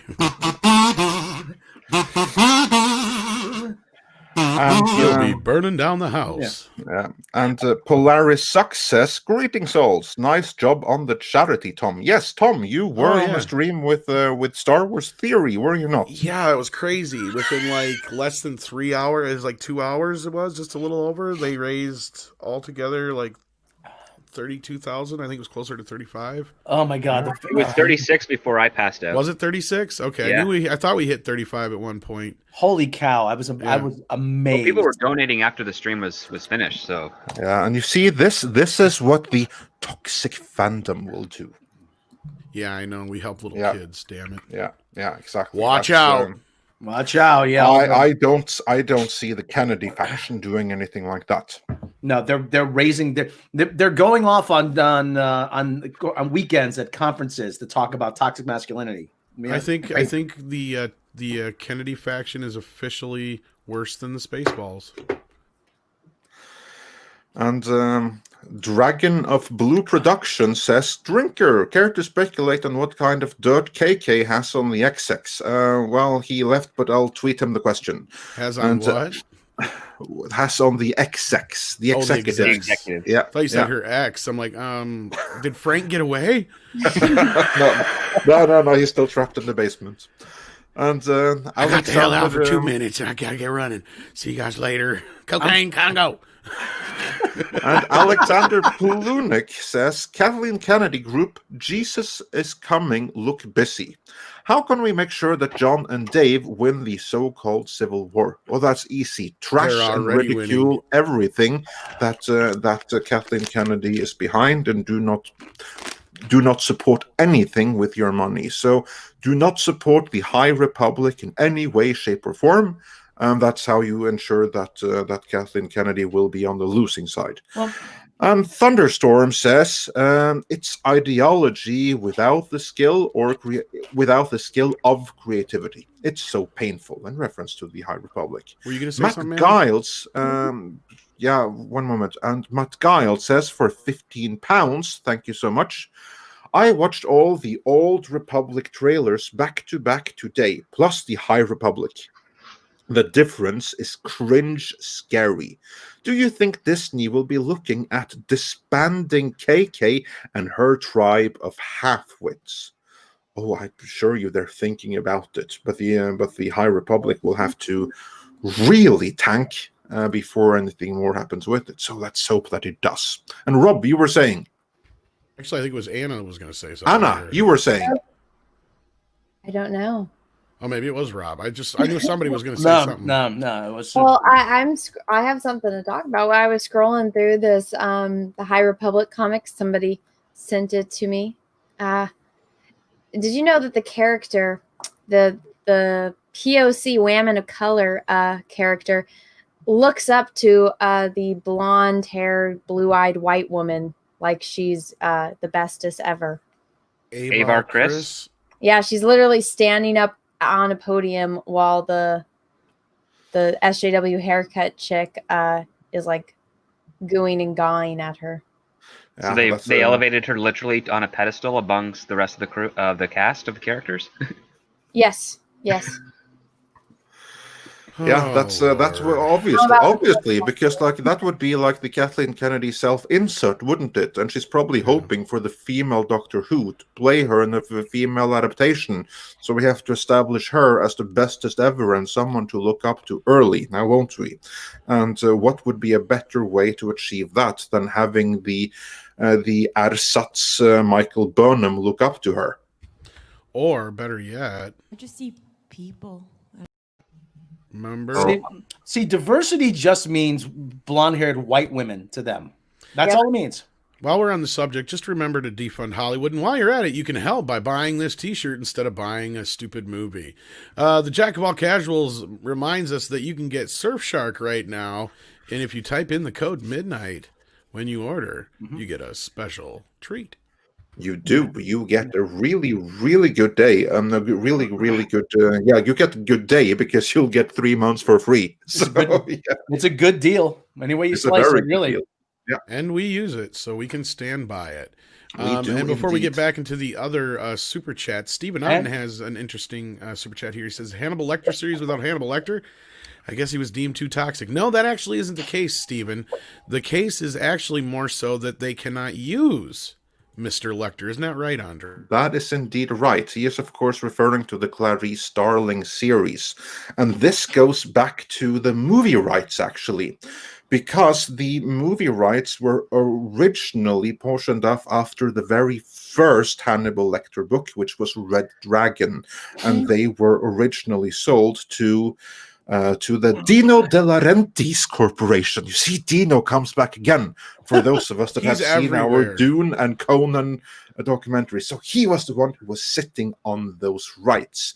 And then when they made the Silence of the Lambs movie, then Dino De Laurentiis basically allowed them to use the rights to the characters that were originated in Red Dragon. Because there you have like things. So the characters that originated in the book Red Dragon are under a different set of rights from the ones with originated in the Silence of the Lambs. Now, the one that originated in Silence of the Lambs was Clarice Starling. The one that originated in Red Dragon was everyone else, which is why the Hannibal series was made under the original license, which couldn't feature Clarice Starling, but it could feature everyone else. Whereas in this series, the upcoming one, courtesy of Alex Kurtzman and Secret Hideout, that's made under this Silence of Lambs license, in which they can feature only the characters that originated with Silence of Lambs, meaning Buffalo Bill and Clarice Starling, but no Hannibal Lecter. So yeah, you have a Hannibal Lecter series without Hannibal Lecter, which is ridiculous. But that's where we are. Anna, were you going to say something? Well, I mean, during this time period, he is in Europe. So, I mean, it would make sense as to why he's not there. Well, they can't even name him. Yeah, I know. I read the script in my mind. Like, I was pulling out my hair reading that shit. But it's going to be a complete shit show. Yeah. And I mean, you could do a very interesting, story with just Clarice Starling. I mean, half of the book of Hannibal is, Clarice is in her own thing, dealing with her own thing, and then he's off on the other side of the world, and it's, Mason trying to trap him, and he knows Clarice is part of, going to be one of the pawns in the trap to get Hannibal Lecter. So, I mean, that could be an entire plot or overlooming plot, is that, oh, we need to get him, but you just don't name him, maybe, and have a code name for him. And that would be a very easy way around it. Will Kurtzman figure that out? Absolutely not. Well, I remember skimming through the script. Wasn't there like a de facto kind of character they use instead? Isn't it? They kept referring to Buffalo Bill, but not how. What was that? Sorry, Anna. Can't they just say the doctor? So how long is where's the doctor these days? Yeah, script. You're the one that knows this in far more detail than any of us. What are they doing to get over the whole Hannibal Lecter conundrum? Are they Well, there was some other completely? criminal they had in the script. I remember that they're using to get info from, like they would Hannibal, but it's not Hannibal. But script, you know this in detail. So just take us through it. How do they get past doing a Hannibal Lecter series without Hannibal? Well, they focus it on DC, on Clarice. She has just been transferred by I believe it's the a senator, the mother of the victim of Buffalo Bill, who Clarice rescued, has requested Clarice be sort of like field commission promoted in the FBI, and they refer to all of Buffalo Bill stuff, but they don't really refer to Hannibal Lecter at all. They kind of allude to it in very poor ways. But it's really it's focusing on this other investigation where these women are being murdered, and it might have to do with a drug corporation killing them, or someone against this drug corporation that makes migraine pills, if I remember correctly. And apparently these migraine pills have some other side effects, and there might be someone from the drug corporation trying to kill the people that have been reporting on this, or someone who is who really wants this corporation to be thrown out or like destroyed and taken down, is killing these women and trying to stage it as it's on behalf of the drug corporation. Like, it's a really weird, convoluted, organized pseudo mystery. That's a movie. I'm sorry? I've watched that movie. I can't think of the name of it, but I've seen that exact plot. It's a familiar plot, yeah. Like, it feels like there's a bunch of other films that have done something similar to that, where you got like a fringe group that says, we're going to pretend to be, evil corporation, and we're going to kill these victims who are suing this evil corporation to make it more likely that they investigate the evil corporation type of thing. It's not as frequent a trope nowadays, but it used to be pretty common in like the 60s and 70s for some thriller television shows or specials of that nature. You know what's so awesome about it? That I'm not going to comment any more on it because I don't want to get us shut down. But it's funny that this has kind of like an anti-VAXXER theme going on in this day and age. That's pretty amazing timing. That was pretty. I remember that sticking out because I just skimmed through it. I didn't read the whole. Anna, I know you read it too, but the script. Yeah, the script. Yeah, it's been a while. I just from the first page where she's talking to, the psychiatrist and the way she's describing events, it's like, you didn't even read Silence of the Lambs. You don't know how Clarice mind, like how she has her inner dialogue. Come on. I mean, the least you could do is read Silence of the Lambs. Heck, there's an audiobook of Silence of the Lambs. Go listen to it. I think it's about 12 hours long. Really, it's nothing like Clarice. But I mean, this is from the dude that didn't watch Star Trek and made a Star Trek show. So that's true. Yeah. Yeah, he just likes to pillage Brian Fuller's, interpretations of things. Yeah, well, that kind of goes back to one of the super chats we just got, where like, yeah, this show, it kind of does feel like a big fuck you to Brian Fuller in a lot of ways. Well, it kind of is when you even yeah. have Alex Kurtzman, who is the person who stole Star Trek Discovery away from Fuller in the first place, and now he goes and he takes Hannibal away, or Clarice away after Fuller did that amazing Hannibal Lecter series. That's just petty. There's nothing else to say about script it. is not drunk, Stephen Otten. That is seriously the plot. Yeah, it is. It's for real. We like you got the script confused with the critical drinker here. So no, And even critical drinker would be like, drunk. "No, I'm not drunk." I can't do the voice right now. Fuck it. He'd be No, like, I'm I'm not not even drunk." drunk. You're not even drunk. Yeah, whatever. Yeah. Sorry, drinker. But Like, my brain's trying to shut down from the stupidity. Yeah, but Kurtzman just feeds off of Brian Fuller's scraps. I mean, is that what it is? What's come on? Yeah, he's kind of a parasite, so to speak. I would say that's a good analogy. He probably Yeah, asked him out, and he said no. he's the pilot fish that swims underneath the great white shark. You know, Yeah. that's just trailing along looking for a easy meal. Yeah, but at least the pilot fish helps the shark with what it eats off the body. Yeah, it's yeah. Oh my god. Well, anyway, let's just say that after Star Trek Discovery, and I don't think we'll be getting any more Star Trek Discovery, even though they announced a season 4. Well, Wow. from what I've heard, they have not filmed one frame of footage for season 4. So whatever they were filming when they said they were filming season 4, that wasn't season 4. I'm not going to rule out conclusively that there will be a season 4, but it's not looking very good at the moment. And they have a history of making like false announcement. Like, where's Star Trek 4, the movie, the one that was announced on the eve of the premiere of Star Trek Beyond? Where is it? Where is Star Trek Section 31 that was announced on the eve of the premiere of Star Trek Discovery Season 2? Where is it? Tell me, where is it? Show me. That's exactly the same thing with Star Trek Discovery Season 4. Announcing is cheap.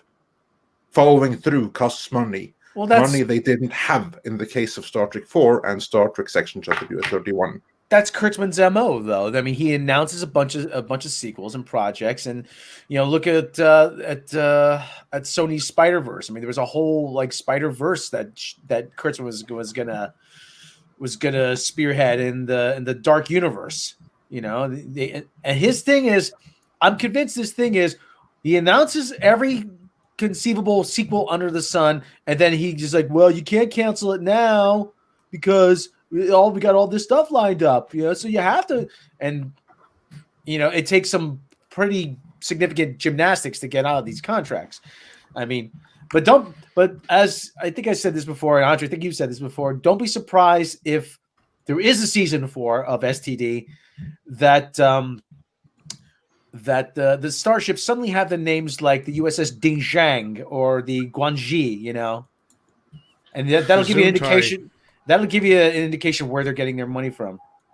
Yeah, and yeah, absolutely. I don't want to get too much into that, but yeah. Well, the beauty is that in lieu of any more Star Trek Discovery, we'll have Clarice to have fun with, and we're going to have plenty of fun with that, won't we, Script Doctor?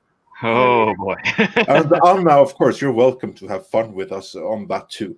Well, I mean, that Silence of the Lambs is my favorite movie and my favorite book. So I'm just, I mean, that was one thing that I thought you couldn't touch. It's like, you already fucked up Star Wars. You fucked up Star Wars. I don't even know what's going to happen with Lord of the Rings. Silence of the Lambs is safe. Nope.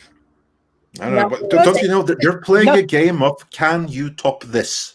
Nothing is sacred to them, Anna. That's the thing. It really isn't. But I mean, I thought, at least with Silence of the Lambs, I mean, this might be a little racy to say, but I didn't think any of them had balls enough to watch that movie, let alone try to do a series on it. I mean, it's like a sociopath and a psychopath, and one of them wears the other's skin. Like, I don't know. I just felt like they were a little bit too much of a pussy to touch something like that. But we have to address one super chat that came in here before we get to all the others, since we're on the topic. Back when entertainment was gold says, "What's next? Tolkien's Legendarium. If they touch that universe, I'm done." Well, if you're referring, I don't know too much about Legendarium, but if I assume you actually mean Lord of the Rings, and you'll be probably not very happy to hear that Bad Robot, that's the seed company of Secret Hideout, they're in the building and they're involved with the show. And the showrunners even are the people that actually wrote the Star Trek 4 movie that never happened. The one that was going to reunite Captain Kirk with his long dead father, Chris Hemsworth. That stupid thing there. They're the showrunners of Lord of the Rings. So yeah, I think you're done. Yeah, I'm not holding out much hope for that Lord of the Rings deal. I think you can abandon that pretty much right away. And, they're not just going to ruin Lord of the Rings. Do share the script. What more are they going to ruin? Well, they got a really good cast of actors that I actually admire and respect in this show. And so now they're going to be, like, if the scripts aren't good, which could be the case, especially considering the history of these new showrunners, we're now going to see these actors and actresses, their faces are going to be espouting horrible words or terrible story ideas or something that will fit within the rules of the Tolkien estate, but still not be good. And it's going to taint their reputation in our eyes as well, because some of them are actually like really great people. They have the lead actor from a British comedy called Chef, who is married to Dawn French, and he's ridiculously funny and charming and a really good actor. And does that guy. Yeah, I know exactly who you mean. Is he in the series? What's his name again? Lawrence, I think it's he's knighted. Sir Lawrence, I think is his of name. Arabia? No. No, Lenny Henry. Yes, Lenny Henry. That's the one. Sir Lenny Henry. Yes, there it is. Oh, yeah. Live and Swing. Yeah, there you go. Yeah, exactly. Mm-hmm. And he's in it. And I adore him. I've been watching him since I was a kid. And he's going to be in it. And it's going to be bittersweet. That's for sure. Drinker got too drunk and passed out. Sorry. Yeah, exactly. So to anyone wondering that's joining us late and wondering where the drinker is, if you go from where we are right now and go back about an hour and a half, there you'll find the drinker before he passed out. No, yeah, go back to the beginning of the stream. He just had to scooch early, but we're gonna truck on through these super chats, and if we got some time, we got a few more topics to get to as well. So. Yes, indeed. So let's continue with the super chats before we get to there. Den of Turds says, "Not sure how peeps are excited that the man pushing Captain Marvel is coming to Star Wars. There is no proof he isn't here to create a High Republic woke film." Well, from what we're hearing, what he's creating is something that's building up to Thrawn. And yeah, he did push Captain Marvel, and that's bad. But he did the rest of the MCU as well. So let's not abandon all hope just yet. And I always got to constantly remind people that in Bob Iger's book, he takes full responsibility for Captain Marvel. He does, yeah. So don't abandon all hope just yet. Think of all the goodness that came out of the MCU. That was also Kevin Feige. So, yeah, don't abandon all hope just yet. And rude artists, yeah? What was that? Anna? Who started the MCU? Exactly. Yeah, I don't understand all of a sudden this big fucking push against fucking Feige. Just because of one fucking movie. One. And, one movie and one scene. Let's never forget the well, and let's be clear here. Yeah. You want to bet how much you want to bet that he was okay with her being completely taken out of fucking Endgame almost? Because he was very okay with it. There is no way that's the way the movie was supposed to go. Can I just say though? I hated Endgame. I thought it was, after all of that buildup, that's what they decided to do. Which makes me think he's one of those guys that, you start off strong and then you get, to the final inning and you just completely botch the game. So I've lost faith in him because of that. Because I've been waiting for, over a decade for that. And I'm like, that's the best you could come up with. Well, that was the Russo's pitch. I was say, I liked Endgame already. He had to approve it though. Yeah, but he Oh, yeah, okayed he did. it. Yeah, He okayed it. he's basically set out this is how it's going to end, and they filled in much there. So yeah, and for all we know, the end of the Star Wars Mandalorian saga can be dreadful. But I think we're going to get some really good build-up before we get there. I don't know. Yeah. I've watched Endgame a couple times since it first came out, and I like it better every time I watch it. But that's just you notice though. I want to point out to someone and say, "Yeah, well, all roads still lead to Jake Skywalker." You notice they don't mention. They obviously it's too early to mention the First Order, but they don't say specifically the First Order. They say the Empire is back. So, I mean, if they're haven't left yet. Yeah, well, yeah, they haven't left, but I mean, if this leads to Admiral Thrawn, which it isn't, so this story ends, and I mean, this will be like a self-contained thing, and then it'll lead to God willing, that it won't happen. Jake Skywalker, but this will definitely be what they're doing now with Star Wars. That will be sort of walled off from the sequel trilogy. At least that's my interpretation of it. All I will say is that all roads lead to Jake Skywalker right up until the point when they no longer do. That's what we see right now. They're building up till the sequel trilogy. Absolutely. This is what we've been told. Right up until the point when they no longer do. Right up until there is some kind of universe-splitting event or something. Something is going to happen, and then it no longer leads there. Now, someone's saying on screen, someone's saying in the chat, they can't do Thrawn on screen. If go back far enough, and people were saying that Lord of the Rings couldn't be done. Oh, they're going to. This is a fact. Talking about, they said Thrawn in the show. Yeah, exactly. Yeah. The individual may think, or maybe meaning they can't do him justice. That's a different thing. But he's coming, and we said that he was coming 6 months ago, and here we are. I also ignored people who said Luke was coming too. So yeah. Anna, which I'm very happy about. So we didn't participate in spoiling that. Not to listen to them anymore. I just Anna, let me ask you a question. You're much more versed in the EU than I am. Who would you like to see play Admiral Thrawn? John Hamm. Okay. He looks like him. He's the right age. After watching him in Mad Men, I think he would be absolutely fantastic as Thrawn. And I mean, I feel like a lot of people that I talk to in real life just think of him as a comedian, but then it's like, just show them like the Mad Men season 1 where he's doing like they're toasted. And then you think about him, Blue, in the Grand Admiral suit, talking about art.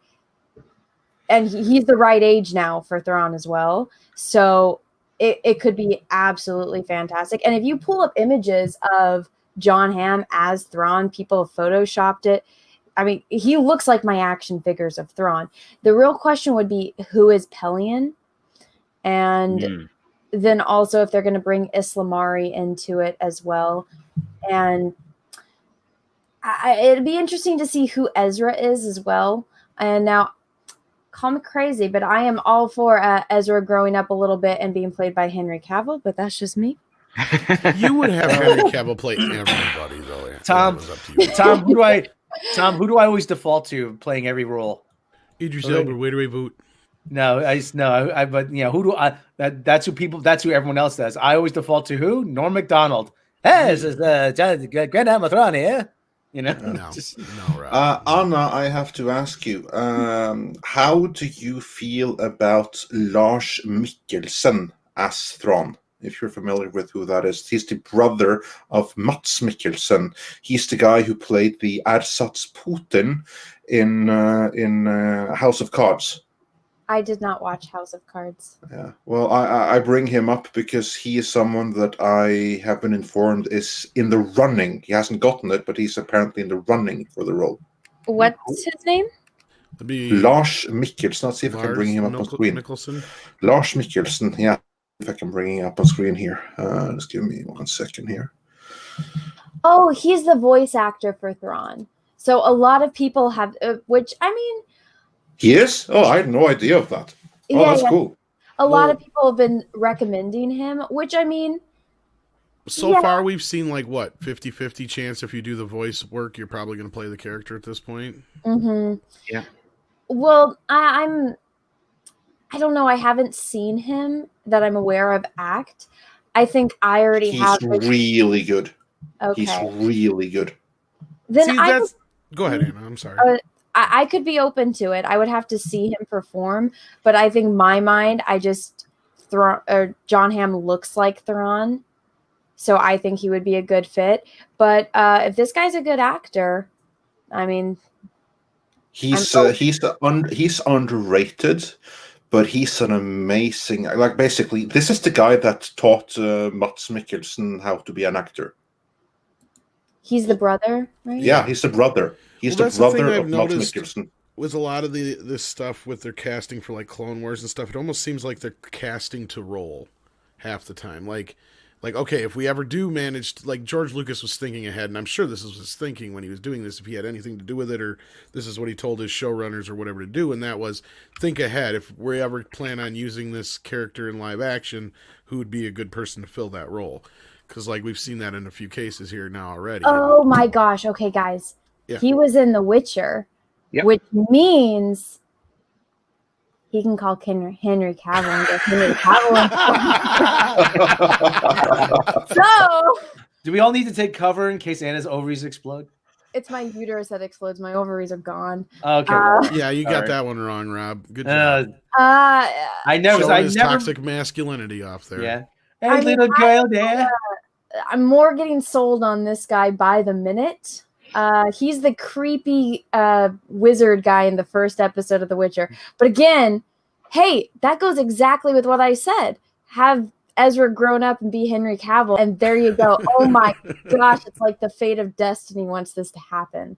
Yeah, I'd be all for because this guy, he's such a great actor, and him and Mats Mikkelsen, his brother. I don't know what their parents put in the water, but it worked. Well, my body is ready for this idea. I think you'll do anything you can just to get Henry Cavill, not only in everything, but especially in Star Wars. I bet that would make your day. I mean, watching Henry Cavill in The Witcher is one thing. Watching Henry Cavill with a lightsaber, it's like all of my nerd fantasies coming to life. And now we just need him as James Bond, and then it'll be like complete. Well, you may get your wish. You never know. Fingers crossed. Where's that wishing stone, Wonder Woman? Where is it? Well, he makes sense if he's not too busy. I mean, unless he's too famous by the time they get around to him. But yeah. Oh, Henry Cavill will do it. I mean, he's too famous to be in The Witcher. Well, no, it's not so much that on that part of it. It's just they've always been with, and this is just me going off of previous Bonds. They like to pick somebody who's known but not like a superstar kind of thing, and then because Bond is going to make them a superstar. The only exception I could think of would probably be Remington Steele. What's his face? Pierce Brosnan. Pierce Brosnan, who was kind of already a household name because of the TV show. So outside of that, and there was like one or two other ones we kind of talked about, Rob, where they just kind of like filled the role for a while with a few names, but then. Well, yeah. Timothy Dalton. Yeah, Timothy Dalton here and there. Like, but otherwise, they always seem like they pick somebody who's like not quite, like even Daniel Craig wasn't a very well-known actor when he became Bond. Obviously, classically, the original Bond, Sean Connery wasn't a household name yet. That's what made him a household name. So I have a feeling you may have a shot at getting a Bond out of Henry Cavill just because he seems to be the favorite right now. Well, but he is determined. Haven't you heard his story on how he got Geralt? Well, it makes sense, and he looks single day. Yeah, he looks like the quintessential Bond. I mean, and I think that's something they need to go back to, especially after the Craig era, because this last movie is gonna fucking faceplant. Exactly, and if they want to make $1 billion, Henry Cavill is right there, just with a huge dollar sign on every muscle. But with that, you have to bring back classic Bond. You listening, folks? You can't just, yeah. Because I'm gonna tell you right now, we've talked to somebody who's seen Bond. Now, some of our worst fears may be like true about this thing. All I know is I was basically told that they Rian Johnson Bond. So take that as you will. So yeah, something to look forward to. With that, let's get back to some super chats. Rude Artist says, not to play devil's advocate, but I seem to recall Luke and Mara Jade doing something similar with a lightsaber in the original Thrawn trilogy. That's probably remember in reference to the solid steel edge lightsaber in the first issue of the Marvel comic. I wouldn't know about that, but maybe. Adam Wofford says, okay, technically, these haircuts were original cyberpunk style, an earlier 1980s punk hairstyle that came up when punk rock hit the street. Yeah, but they've been appropriated now, and not for anything as cool as that. And Andres Fernandez says, hey, you all, the Jedi Council had only one human, Mace Windu. Why couldn't they have an alien as the protagonists instead of non-offensive POC? Good question. Obi-Wan was on the council. Yeah. And Mr. Tickletrunk says, I live in a big Canadian city and I know people in activist circles. The shaved side is a popular style. That side smirk is also popular in their selfies. So, yeah, there you go. Master Clockwork says, I'd like to point out, 1, this Padawan doesn't have their braid. 2, this would not count as a proper Jedi trial. 3, Jedi are not supposed to be this emotional. And Pablo Papano says, China doesn't want to see fat POCs on screen. Can I just Or say in their posters or marketing material, and go for it, Anna. Oh, the last super chat, she does have a Jedi braid. I think the artist just forgot to draw it in certain panels because a few panels after it shows the white blonde hair, blue-eyed Barbie cutting it off, saying, I am knighting you as a Jedi. Which, by the way, it's totally safe to knight another person with a lightsaber because that's not dangerous at all. Jesus. Didn't Yoda do that for Anakin in one of the cartoons? It's Yoda. Yeah, I mean different though. Yeah, it's not Avar Kriss, who obviously they're writing to try and be better than Yoda. Exactly. Fantastic. And Stop, Mihon. I want to get off this ride. Oh, it's about to get good, Tom. Mihon says, Andre's High Republic name is Rrr.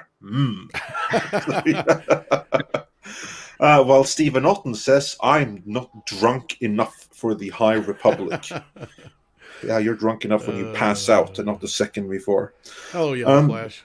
Yeah, and the Oklahoma Bachelor says, 2 in the stunning, 1 in the brave. Oh, shit. And Taker610 says, can we get a Jedi based on humans in WALL-E? Or on the humans in WALL-E? That would be quite the Jedi. That's pretty much Ram Jamaram, ain't it? Yeah, pretty much. Ram Jamaram seems to be pretty close to that. We should call him Black Betty Ram Jamaram. Yeah. Even though he's incredibly a male. Incredibly a male, yes. Yeah, and Crispy Critter says, Jedi Craig diet program, which is something that Black Betty Ram Jamaram probably could need. And the Gay Rascal says, hey, if anybody dies the lispy gay voice here, it's Tom. He's officially licensed by me. That's I right. think he means if anybody does the lispy gay voice, it should be Tom. Because you have been licensed by the Gay Rascal. You hear that, right. Tom? You're allowed to do the gay lisp. It's Mam Jamaram to you. Hyper exactly. Kaiju. And That was hilarious. Keith Gray says for $20, thank you so much. Check out They Live. It will change your Good life. movie. Good That's movie. a fantastic movie. Yeah, everyone great do movie. check that out. Very relevant. You know, very time appropriate. The thing with John Carpenter I love is when somebody asks me what my favorite John Carpenter movie is, it's like, fuck you. Yeah, I know, right? Because it's like, you want me to pick one of my children over the other? I'd rather pick one of my kids over them. You know, I can't. But usually They Live, and besides Halloween and stuff like that, are generally my go-to, because They Live is just so overlooked, I think. I mean, it's starting to get more love now, but like for years, it was a movie that nobody really kind of paid much attention to. And Enoch Mammon says, the message of all modern media. Blank you, Dad. Yeah, indeed. And the Small Messiah sent us a 20 Danish krone donation without any message in it, so thank you so much. While George Orwell himself sends us $20, thank you so much. And he says, gentlemen, I ask you to watch and read The Professor and the Madman. The movie with Mel Gibson and Sean Penn is a fascinating story and a brilliant read. Well, thanks for the recommendation. Yeah, how is that? If you've seen it, It's very long. It's very intense, but it is good storytelling. excellent. Well, I'll be sure I'll put that on my to-do list. And Ronan Medic says, speaking of long books, I'm from that world and thoroughly enjoy Drinker's books. It's obvious he puts in the work to try and figure us out. Indeed, so go read the books of Critical Drinker. And as a stark contrast to that, then of course we have the lady writing one of the High Republic books, and we showed the video, and quoting her is LT Netjack, who says, like social justice. Work on your speech, lady. Yeah, that wasn't too impressive. And if you don't like my politics, don't buy my book. Exactly. That about sums that up. And Mr. Tickletrunk says, she just said what you look like equals your perspective. Again, that would be the same woman. 70s Rock Fan says, fuck you would have made a great John Carpenter movie. He would have made a movie like that. That would have been a great one. And M Tax Shark says, this is a new level of stupid. Stupid enough to expose her interest in rewriting history, though. Mhm. Stephen Otten then says, those are the key words. Change history. Yep. And these are the people who will soon be in charge. Yeah. Mhm. Yeah, thanks for bringing that to my attention, Anna. That was pretty fucked up. Yeah. Yeah. Something to look forward to right there. And Mr. Tickletrunk says, revisionist history is a tool of the authoritarian. Yeah, as we said, put up on screen when it was there, or when we spoke about it. Albatross Flight says, Luke's return didn't steal High Republic's thunder. Folks like her just didn't put any effort or care into their product. And Endar says, there was a Star Trek Voyager episode on revisionist history called Living Witness. It was one of the best Voyager episodes. Yes, it was indeed. Mhm.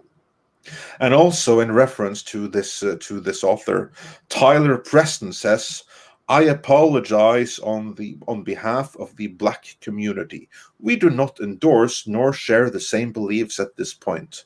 How long until they touch Flash Gordon? Well, first of all, you don't have to apologize for on behalf of Black people. It's just one person who's as crazy as anyone else of any color that's subscribed to that. She's about as black ideology as Rob is. Let's be real. Yeah. What on the up, question, homie? Yeah. on the question, how long until they touch Flash Gordon? Script, isn't there a Flash Gordon reboot in development? There's a Flash Gordon reboot and a Buck Rogers reboot in Oh, development. jeez, Yeah. both of them. My Of course, God. isn't Buck Rogers like public domain by now almost. I think they both are. Yeah, I think they both might be. Yeah. Yeah, never apologize for any of that stuff. It's okay to be black. It's okay to be white. It's okay to be straight. It's okay to be gay. It's okay to you. But one thing it's not okay to do is stop at a fucking yellow light when we both could have made it, bitch. Oh my God, I hate those people. Yeah. That drives me nuts, especially like when you're like, go, go, go, and then they slow down real quick and slam on the brakes. It's like, you dumb fucker, you had more of a chance of causing a fucking accident doing that than if you'd have just went. But anyway, sorry, my road rage had to get out there. Yeah, there you go. And Willie Woodward just sent us a $1 donation, so thanks so much. And Thunderstorm says they wrote down the force on that board. They had to write that down. Yeah, it's pretty incredible, isn't it? And Nelson Smith says, to be living in the information age, it is incredible the amount of ignorance that abounds. Very true. Very true. And Peace King, you must not watch John Carpenter, because if you watch John Carpenter movies, you know yellow does not mean slow down. It means speed up. I mean, red means stop. Green means go. Yellow means go very, very fast. Yep. Yep. That's actually so true. Amber stands for accelerate. I love that. Where the hell did you learn how to drive? I learned from watching you. That's actually brilliant. Yeah, yellow. That's so true. Yellow does mean very, very. People fast. forget that he Jeff Bridges got nominated for an Oscar for that movie. That's the closest I think John Carpenter's ever came to an Oscar. Which is a pretty damning indictment of the Oscars, but yeah, we'll get into that in due course. Well, considering how many arguments have we had, Andre, with people about like fucking Ridley Scott, and then I drop a John Carpenter on everybody, and it's like, yeah, why doesn't John Carpenter get the kind of fucking recognition that Ridley Scott does? Because he's done 10 times as much shit. That's been a lot more, that resonates a lot more with people than anything that fucking Ridley Scott's ever done.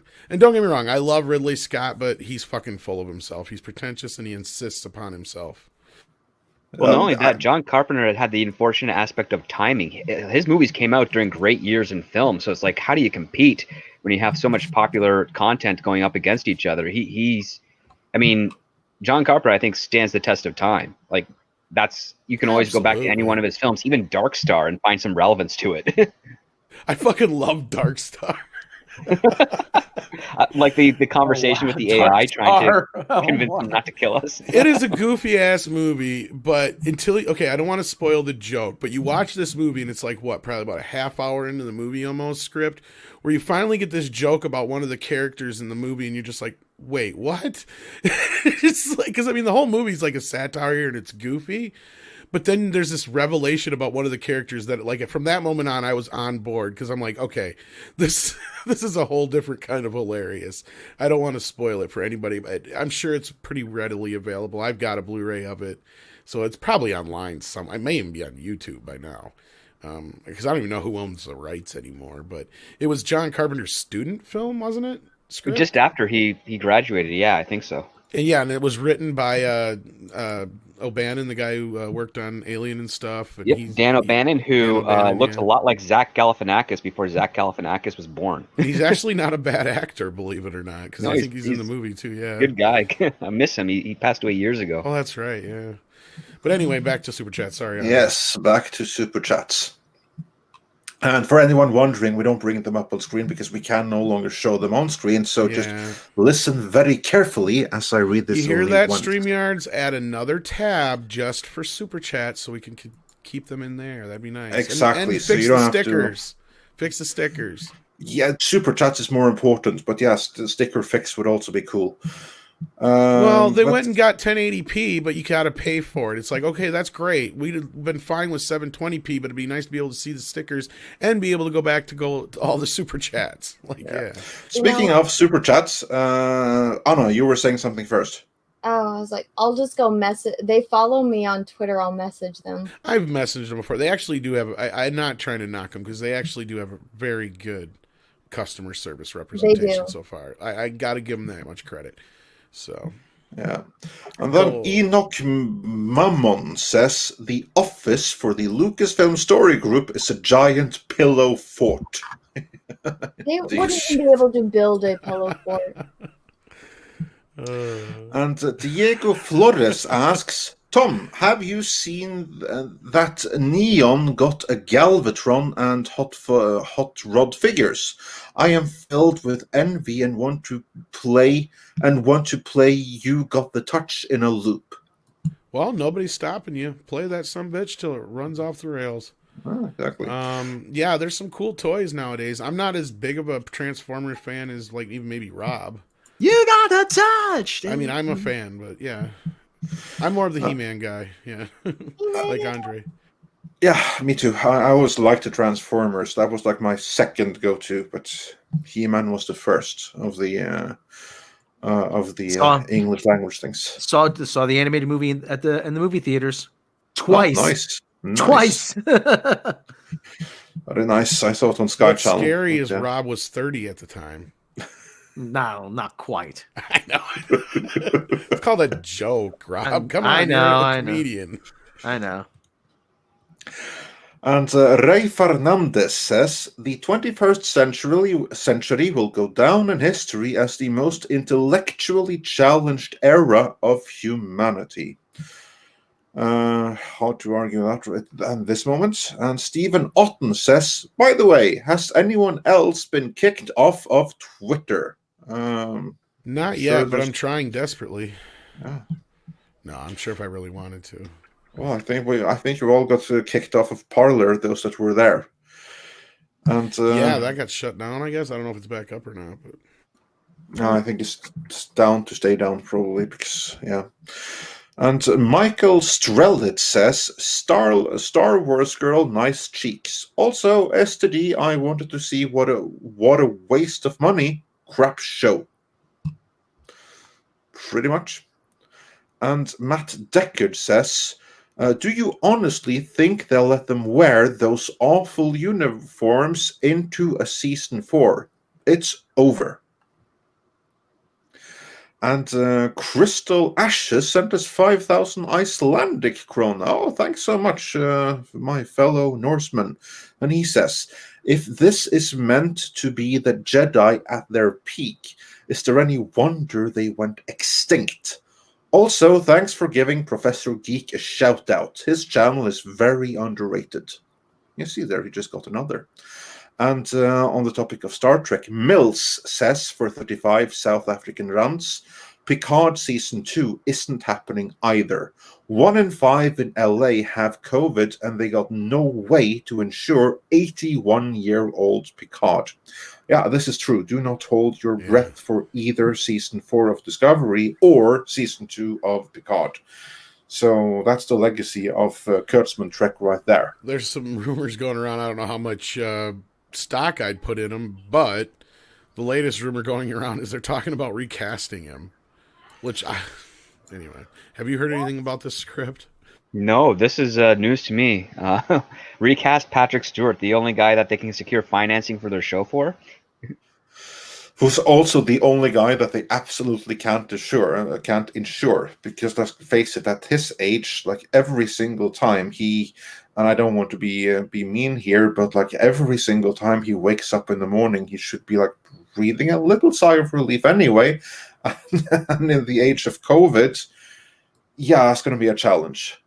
Again, just a rumor I've heard going around, but I mean, if they were serious about having to get this show off the ground, if they had some kind of contractual thing or something or other, and that was what's stopping it, then yeah.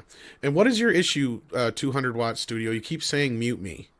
I don't understand what the issue is. Sorry. Maybe it's somebody else. Is there somebody in the chat named Tom? I have not seen anybody named Tom in the chat. Well, be that as it may, we have a couple more super chats to go through.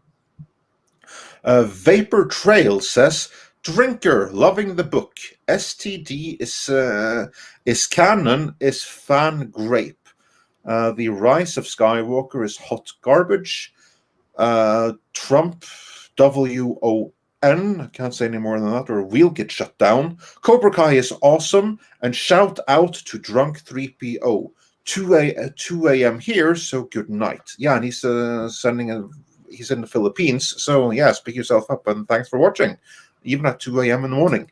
And Drunk just passed 30,000 subscribers. So congratulations to Drunk 3PO. Oh yeah, awesome. That's Mrs. Gina Carano to you. That's true. That is true. Yeah, that's awesome. So congrats to Drunk, and we're so glad to see that growth. Well earned. And Mark Tuttle says, I've been enjoying Tom's screaming STD rants of late, and I love Anna, so this is a great stream. Aw, thank you. We all love Anna. Rob rants more about STD than I do, though. Yeah, but we're used to his ranting, aren't we? Like, I'm not kidding. Like, when you guys even started talking about it earlier, like, my brain just shut down. It was just like, okay, you're done talking about it. Like, that's what it's like when I watch the show, too. It's just like, all of a sudden I flip it on and my brain just shuts down instantly. It's like Charlie Brown's teacher. Exactly. Yeah. That's all you hear. I think that's the goal of Secret Hideout. What was that script? I think that Secret Hideout's goal is just to make your brain shut down when you watch it, so that way they hope that you can't criticize it. But well, we talk about this on Meet all the time, and Mecca was actually the first one to point this out. They give you a visual cue or a flash or an explosion to tell you when it's time to look up from your phone. Pretty much. And Anna actually has to check out here, so we want to thank her for joining us, and hopefully you'll be joining us on Wednesday as well. We're supposed to have Cecil here if we can get him out of whatever hole he's in. Oh, it's January, isn't it? We'll have to see if his AA sponsor lets us. Well, that's the problem. It's January, which means Cecil is completely useless because he's sober. I'm not even kidding. It's going to be such a drag, but probably something crazy will happen, and we'll have news that'll drain out his dreariness. But thanks for the invite, guys. I'll see you on Wednesday. You know you're always welcome, Anna, and we'll see you Wednesday. Thank you so much for hopping in here, and thank you so much for bringing that tweet to my attention. Oh, the hell has just begun, Tom. But good night, guys. Take care. Thank you. Good night, Anna. Yeah. Good times. Well, we have a few more super chats to get through. Mexican Iron Man, our good friend, who we are so delighted to see back again, says, for $20, thank you so much. Hail this amazing show with some of the finest minds in our fandom. Thank you all for a great show. You must have meant to send that to another super chat to another show, I think. And Stephen Otten says, the burn? Oh, that was my fault. Forgive me. Hey, wrap your dick or you're going to get people sick, man. And Roger Haynes says, for 10 Canadian dollars, thank you so much. I found it interesting in the series finale of STD that all the white characters were off ship or incapacitated while the black characters saved the day. Yeah, there you go. They did say that to them it was all about platform and not about storytelling. Yeah. So and John Capoletti says, I think if the High Council writers actually did get high, it would be way better. I agree. That story group is the same group of kids that sold you oregano in junior high. I'll go one better. They're the ones who actually were dumb enough to buy it. Yeah, I think they were. Exactly. And Psycho Dwarf 9 says, I want to see Tubbo there squeeze into an engine bay, probably in reference to Black Betty Ram Jamaram. Ram jam that fucking donut in my mouth. And Thiago Carniero says, for 20 Canadian dollars, Star Trek Discovery Season 4 is happening. Well, we shall see. We shall see about that. If it is, then they found funding and good for them. Yeah, because Az did a video. I tried to help him a little bit on it. But what's we've been hearing is like the whole thing is that Ottman guy's actually running STD. Michelle Paradise wasn't. We heard they showed up for season 4 shooting and they got ready and nothing was shot. And everybody was sent home. It was on IATSE and then it disappeared.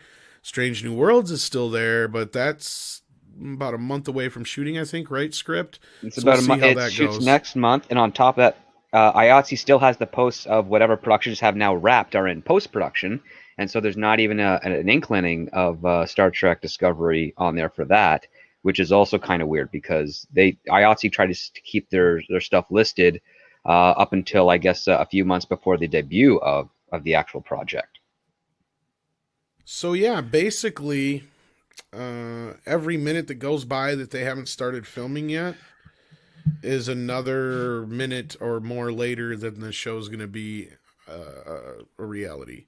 And the farther you get past it a year out, the less likely it is that it's happening.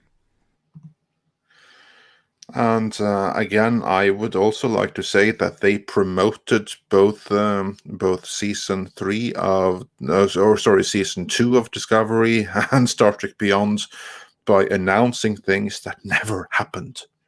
So I would not put much money on Star Trek season 4 or Discovery season 4 actually happening. Still might if they get the money for it, but they have to get the money for it first. Yeah.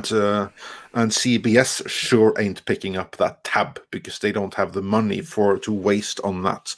It's one thing if Netflix pays for it, but if Netflix aren't paying, and from what we're hearing, they're not, it's going to be a challenge. And in case for those who are wondering what IATSE is, it's a website that has all the listings of the Canadian productions, right, Script?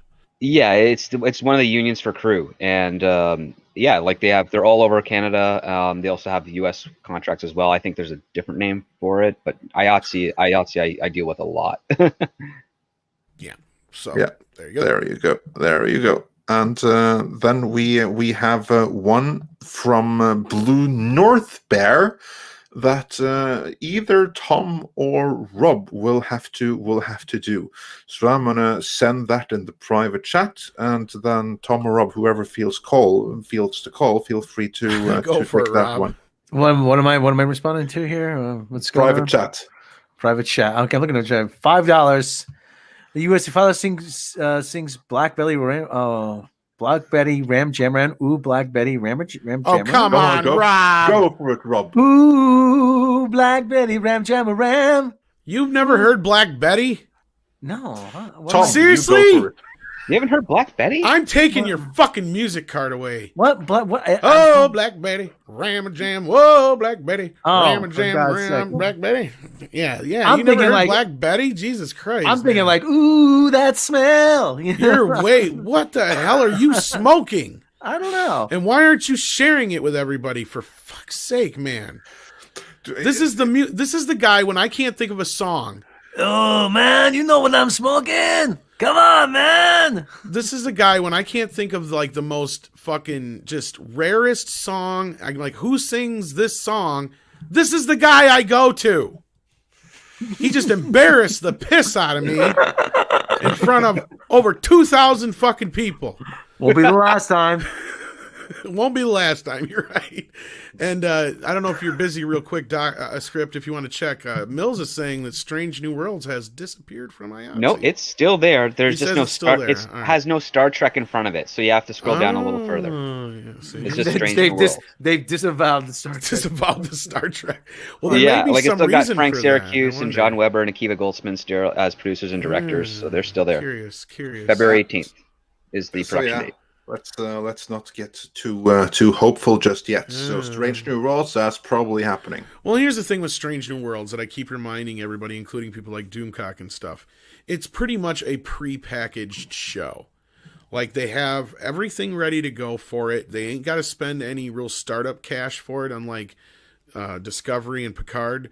Like, everything's kind of built already. They've got all this, the costumes. They pretty much are pre-casted.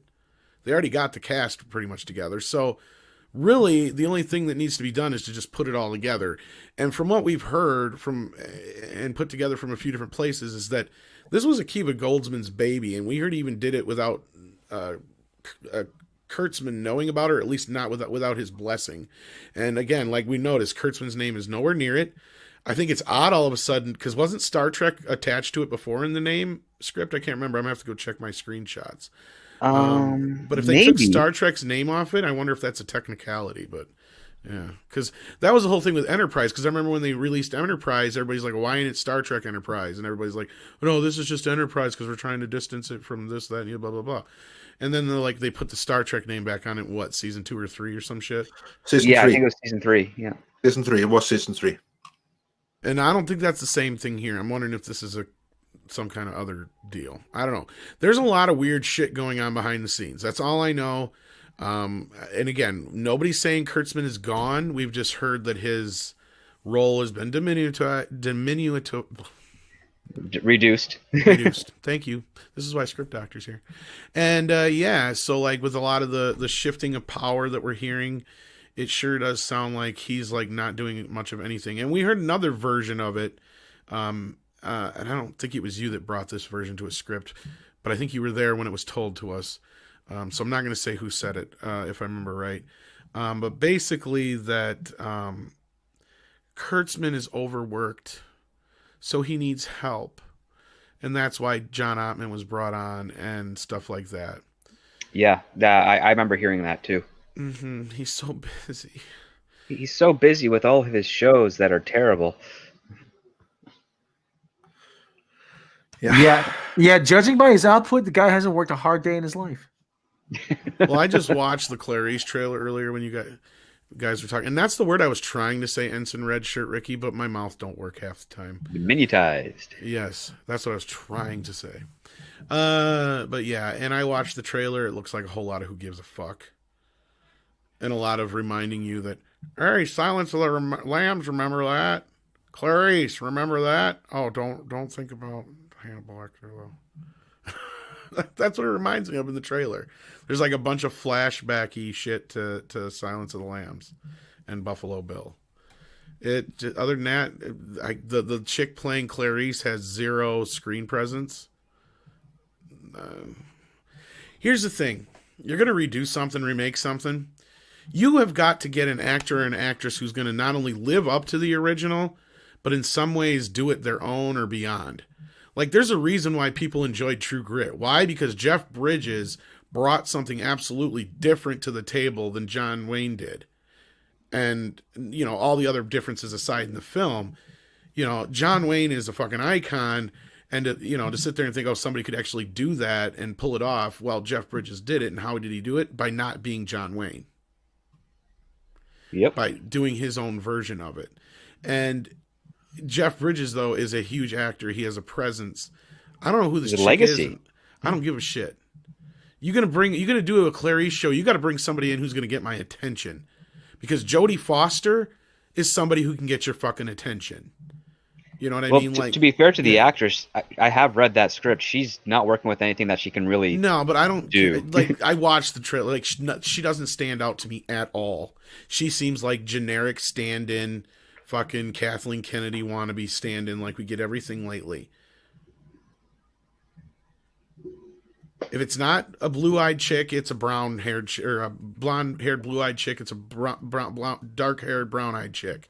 That's all we ever get anymore. They're all white, but that's the lead of everything. And then, that almost is probably a segue, even though we got tons of super chats to do, but we might have to wait on this one to talk till Wednesday. But like, that's the whole thing with like fucking Cobra Kai. They're going after it now. And I think that's the main reason. It's just because the two male leads, it's got two male leads and they're not white. You know what I mean? Like, that's the thing that's rubbing them the worst, is there's not a main female lead, and they like to overlook, certain things, but like, oh yeah, there's minorities, but they're not dark enough for them. Or they're not Asian enough for them. That's what I keep hearing. And yeah, they're like, oh yeah, the show's good, but it could be better. They need to get better, do better. Jen, do you notice though that for years it was a racist stereotype to portray Asians as martial arts experts, but now that's the only person you can portray knowing anything about martial arts? Well, yeah, it's funny how totalitarianism runs in historical waves. Andre, did you ever see Dragon, the Bruce Lee story? Yes. Oh yeah. Yeah. I mean, there's that scene that goes where he confronts the old school Chinese masters, and he goes, they said to him, "You don't teach martial arts to anybody, to only Chinese." He goes, "I teach whoever I want to teach." And he goes, but you're teaching it to whites, blacks, and Mexican. And he goes, so what? They want to learn. It's a bridge into Chinese culture. So they can understand us better. And they really had a problem. And we're back to that now. Yeah. We're back to that. Yeah. We're back to segregation. So yeah, brilliant. That's why you pay attention. Bruce knew. Hey, we want to bring China and we want to bring Asian culture into the modern world. We have to share it with everybody, all parts of it. He knew. The man knew. Be like water. Well, and I wish we had more room in our Karate Kid documentary to give him some sort of like homage. And there's places we could, but it's just so compact now.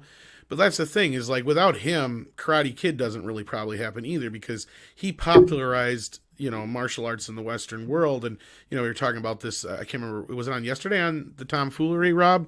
Where we brought up because Robert Mark Kamen, the guy who wrote the original Karate Kid, had pointed out that, when he wrote the film, there was only like 1 or 2 dojos in the Valley, and now there's well over 150. And then you did you comparatively in your area and stuff, and a lot of that has to do with Bruce Lee and the Karate Kid. Like those two things were, it turned it from, the martial arts of the East and into the sports of, America in the 80s. It came like huge because of him and the Karate Kid. There are more dojos in San Fernando Valley within a 250 square mile area than there are in my county in an 800 square mile area. Just think of that though. Just think of that about the population, about the impact of something like that. And it's like you said, it's this whole thing about cultural appropriation. No, if I want to why can't I appreciate someone else's culture?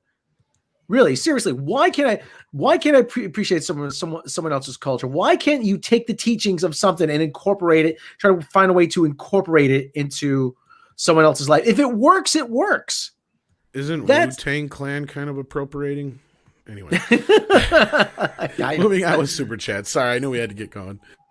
Yeah, and with that, back to super chats.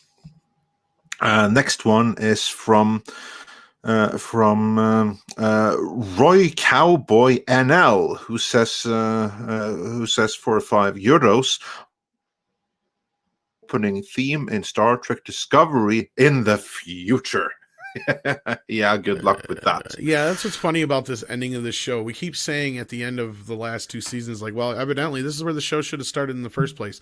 So what did they do for the last season? Take us on some fucked up detour. Like, yeah. And Stephen Otten says, a Hannibal Lecter series without Hannibal Lecter. I guess he was deemed too toxic. Yeah, we covered that one before. We covered that one, yeah. And Anti-Derivative Jill sent us a 1-up super sticker, so thanks for that. Pixel Fox says, hello from Hollywood. We love you folks. Oh, thank you. Well, thank you. And Matt G says, can we have a situation where we get dueling Star Wars output? KK and Favreau company, KK and Favreau coexist. We get both woke and non-woke Star Wars using the multiverse idea.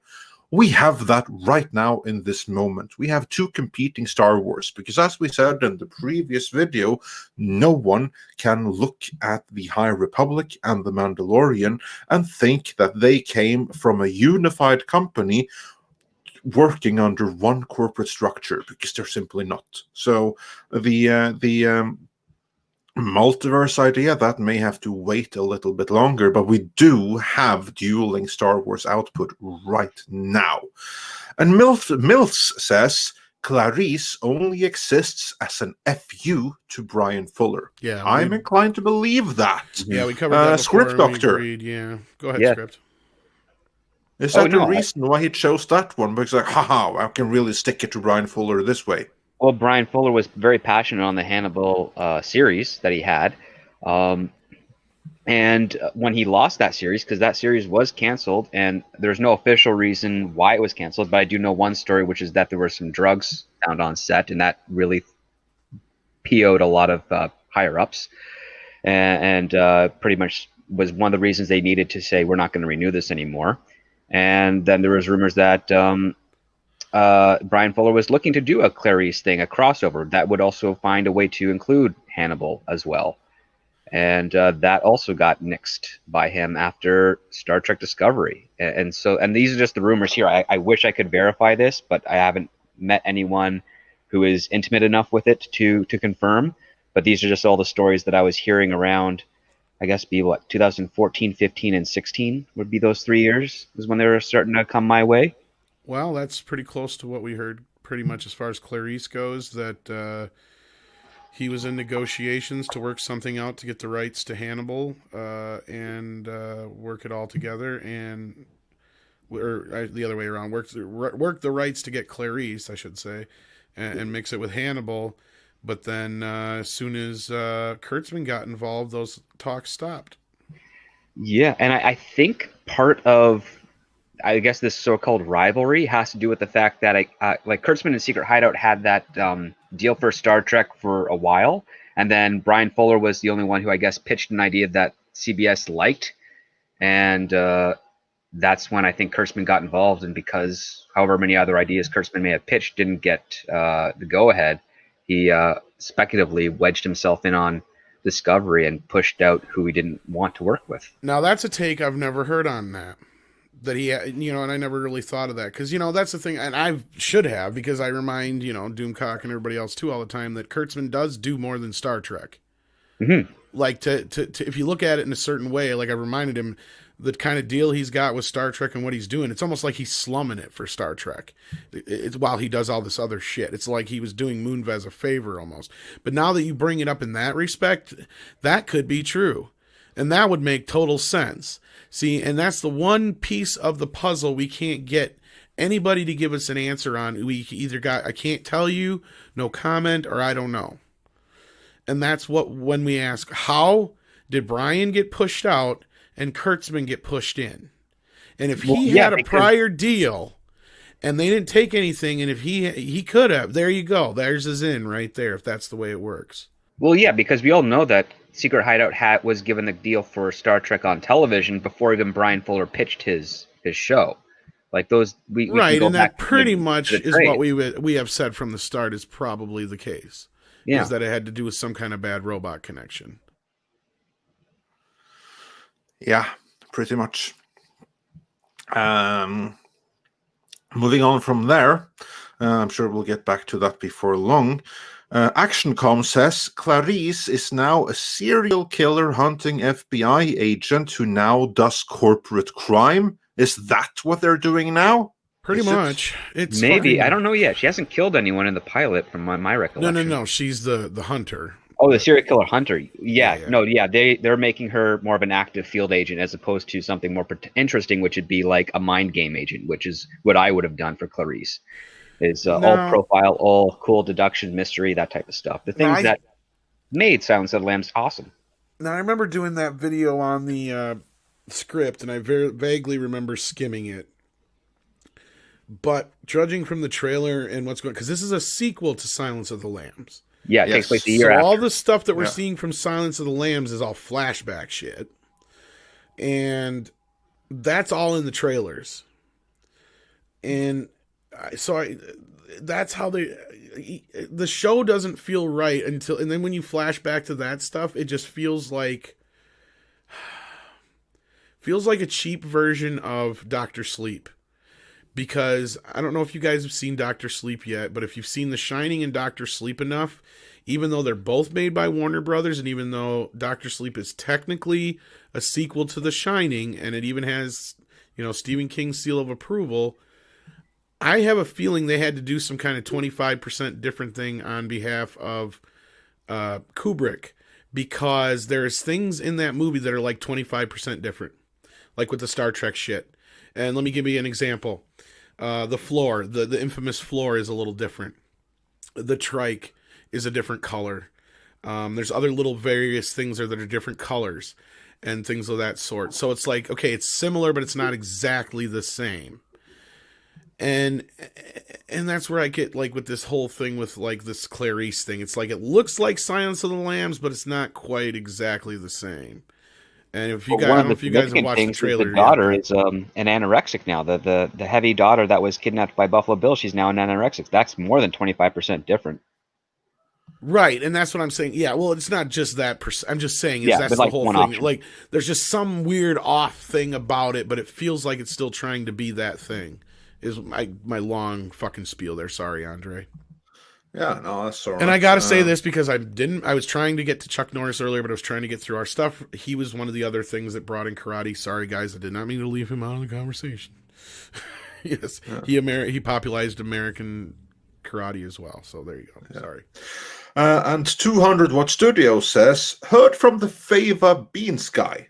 Problem solved. That's how to include Hannibal Lecter. Just say you heard from the Fava Beans guy. Yep. Yeah. And Roy Cowboy NL even says Star Trek Discovery Season 5 with some jokey smileys. So yeah, that'll be the day. And Stephen Otten says, that's the plot. Script you drunk. We covered that one already. And Taker 610 says, if Hannibal Lecter ate critical drinker's liver with fava beans and a nice Chianti, he'd probably die of alcohol poisoning. Go away now. That's a good one. And Emperor Billy Ritchie says, Andre, for a second there, you sound like my farmuch, which means my grandmother, more specifically, my father's mother. So, yeah, I feel sorry for your father's mother. That's all I can say about that. And back when we also covered that one. And Roy Cowboy NL also says, Star Trek Discovery Season 5, all but Carl is a great idea ever. And Diego Flores says, all I will say is thank the Lord my dad is no longer here to see this. Because if he saw that series and it's a train wreck, he would have a heart attack on the spot. Yeah, that's pretty sad indictment of Lord of the Rings, I guess, because that's what we seem to be talking about when this was sent. And Hurin the Steadfast says, hopefully it's set up that they can't mess around with the history and lore of Tolkien's universe. There are some restrictions to what they do, but they can do plenty damage within those restrictions. 200 Watt Studio also says, everybody knows Feige was banging Larson. I don't know about that, but who knows? And Bogue says, for 20 Mexican dollars, Henry Cavill wants to be in Warhammer 40k first. I'd see that. And Mills says, for 35 South African rands, next Bond movie should be license renewed. An older Bond coming out of retirement, with a book to fall back on for material. Well, they're pretty much playing off the whole old Bond in this one anyway, but yeah. Yeah. And Stephen Otten says, if Anna gets to have Henry Cavill in Star Wars, then I want Winona Ryder. Just saying. Fair enough. Yeah. And Bogue says, China already has its own Hollywood now. Rest in peace. And yeah, you're not wrong. And Mute Gamer says, I wouldn't mind seeing Henry Cavill play Dash Render in an adaptation of Shadows of the Empire. Ooh, that's a good choice for him, actually. And Jeffrey Turner says, this just in, Lucasfilm's games now trending. Dear God. Dear God. I looked twice and I didn't see it, so it might be just... Oh, now it is. Okay, I see it here. Now it finally is for me. What do they got here? New year, new look. Welcome to the new improved Twitter page. News. Oh, just because they upgraded their Twitter page, I guess. Whoop-de-doo. Big whoop. Teaser trailer for previously released games. That's, yeah, nothing new. Again, big whoop. Probably, of course, that's where you're going to have the good games. Any chance that they're going to have like the Star Wars games for Sega? Here's what's going on. They officially announced that all the games are now going to be under the Lucasfilm Games umbrella. So Are they going to make the Star Wars games based on the original trilogy for Super Nintendo available in new packagings? Maybe remaster them? No idea. Because but if you they know don't, what? I don't care. You can just get one of those little mini ones and put it on there yourself. But anyway, let's see here. I just want to double check. You can go ahead and read some super chats. I'm going to double check the info. Yeah, and while you do that, the Legion of Reason says the High Republic is the unintended consequence of receiving participation awards as kids. While Robotic Gentleman sends us a $1 donation without any comments, so thanks so much. And Hurin the Steadfast has a question for you, Tom. What did you think of Ghosts of Mars? Not the best John Carpenter movie. It was like the last of his films that I've watched, if you don't count like him producing or whatever on the newest Halloween. Because I did not see his other movie he directed after that. But to me, that was kind of like the end of the road with him. Script, I'm sure you've seen it, or Andre. I saw it years ago. I actually haven't looked back on it, so I need to take another look at that because there might be something to that film. It's not horrible, but it was not. It was like, and I think he's even said it's not one of his favorites. But yeah, because he did Masters of Horror. Yeah. I have not seen it. So actually, I've seen bits and pieces of it, but I haven't seen the whole movie, so I can't comment on it. I can say I'm not as big a fan of Carpenter as you guys, though I do like his movies. All I remember is that it's Ice Cube, and then it's like vampires or something like that on Mars, or zombie vampires. Yeah, something really stupid. Yeah, well, like I said, the movie, that's the thing with Carpenter, is he's able to bring you in on a stupid concept but still make it entertaining enough. And the film was entertaining enough, it just wasn't up to Carpenter's snuff. You know what I mean? It didn't give me the surprise like vampires did, because when he brought out vampires, I was like, okay, what the hell, John? Are you like out of ideas or what? And I don't even think the trailer sold that movie very well. And then when I saw the movie and saw how funny it was, and like, okay, now I know what John's up to, you know, because like he always does something that's different. And with Ghosts of Mars, I just really don't feel like he was doing anything different. He was trying to play catch up. Does that make sense? Like he had like Ice Cube in there, so he's like, oh, I got the hip new young actor, and then the cool effects, and I think it was one of his most expensive movies, if I'm not mistaken, as well. Yeah, because it was a big studio film, and it was just like it was just bad timing and all that business. I think he kind of just said he did it for the paycheck. Well, that sounds about right, because that wasn't like his usual. Because I remember, like, I don't recall if I saw the whole movie or if I gave up a little bit into it because it was just too dumb. But it wasn't like his previous output. So that he did it for a paycheck does sound very plausible. Because, like, of all the Mars movies, you have some really good ones, but that was not among them. Yeah, that's. I have to watch it again, like Script. It's been quite a few years. I don't even know if I have that on Blu-ray. I don't think I've ever upgraded it. But anyway. Oh, there you have something to do then. If I have moving on from that, Culture Casino sent us Unicorn Super Sticker. So thank you so much. And do check out this Tuesday stream that you're often frequently a part of, aren't you, Tom? Yeah, if I'm awake for it. Yeah. And I'll even hop in once in a blue moon as well when opportunity permits. So do check that out. And Stephen Otten says Rob is getting a lump of coal this Christmas. On that note, there, everyone Rob? be I'm sure here. to watch Fat Man. On that note, Rob, you got to watch such a Fat great Man. movie. Fat Man. Watch Batman. Okay, I'll watch. Yeah. I'm here for your head, Fat Man. I still gotta watch You the think Iron. you're the first? You ain't gonna be the last. I still You gotta think watch I the. got this job because I'm fat and jolly. I still gotta watch the Iron Sheik documentary. Oh, you still? I thought you did. No, I still gotta watch it. I was telling Jake about it, and he says, "Dude, I know what I'm." He's like, "I know what I'm doing now." There's a sequel to that. There we go. Iridium. Fat Man versus Krampus. But those two work together. Not this time. You went too far, Krampus. Of course, that's a prequel that I would have liked to see. Yeah, that would be. There you go. That'd be the prequel. Yeah. That's cool. That's a prequel. Oh, I and would because have Batman liked to killed see, Krampus, that's why the world's gone to hell. But the government made him do it, and that's why he hates the government on top of everything else. Yeah, brilliant. All right, I'm gonna tweet the guys at that. Oh, we're giving away too damn much for Rob because he'd love. Like Rob, you will. It doesn't have much karate in it. I mean, It has. It does. It does have some. I lied.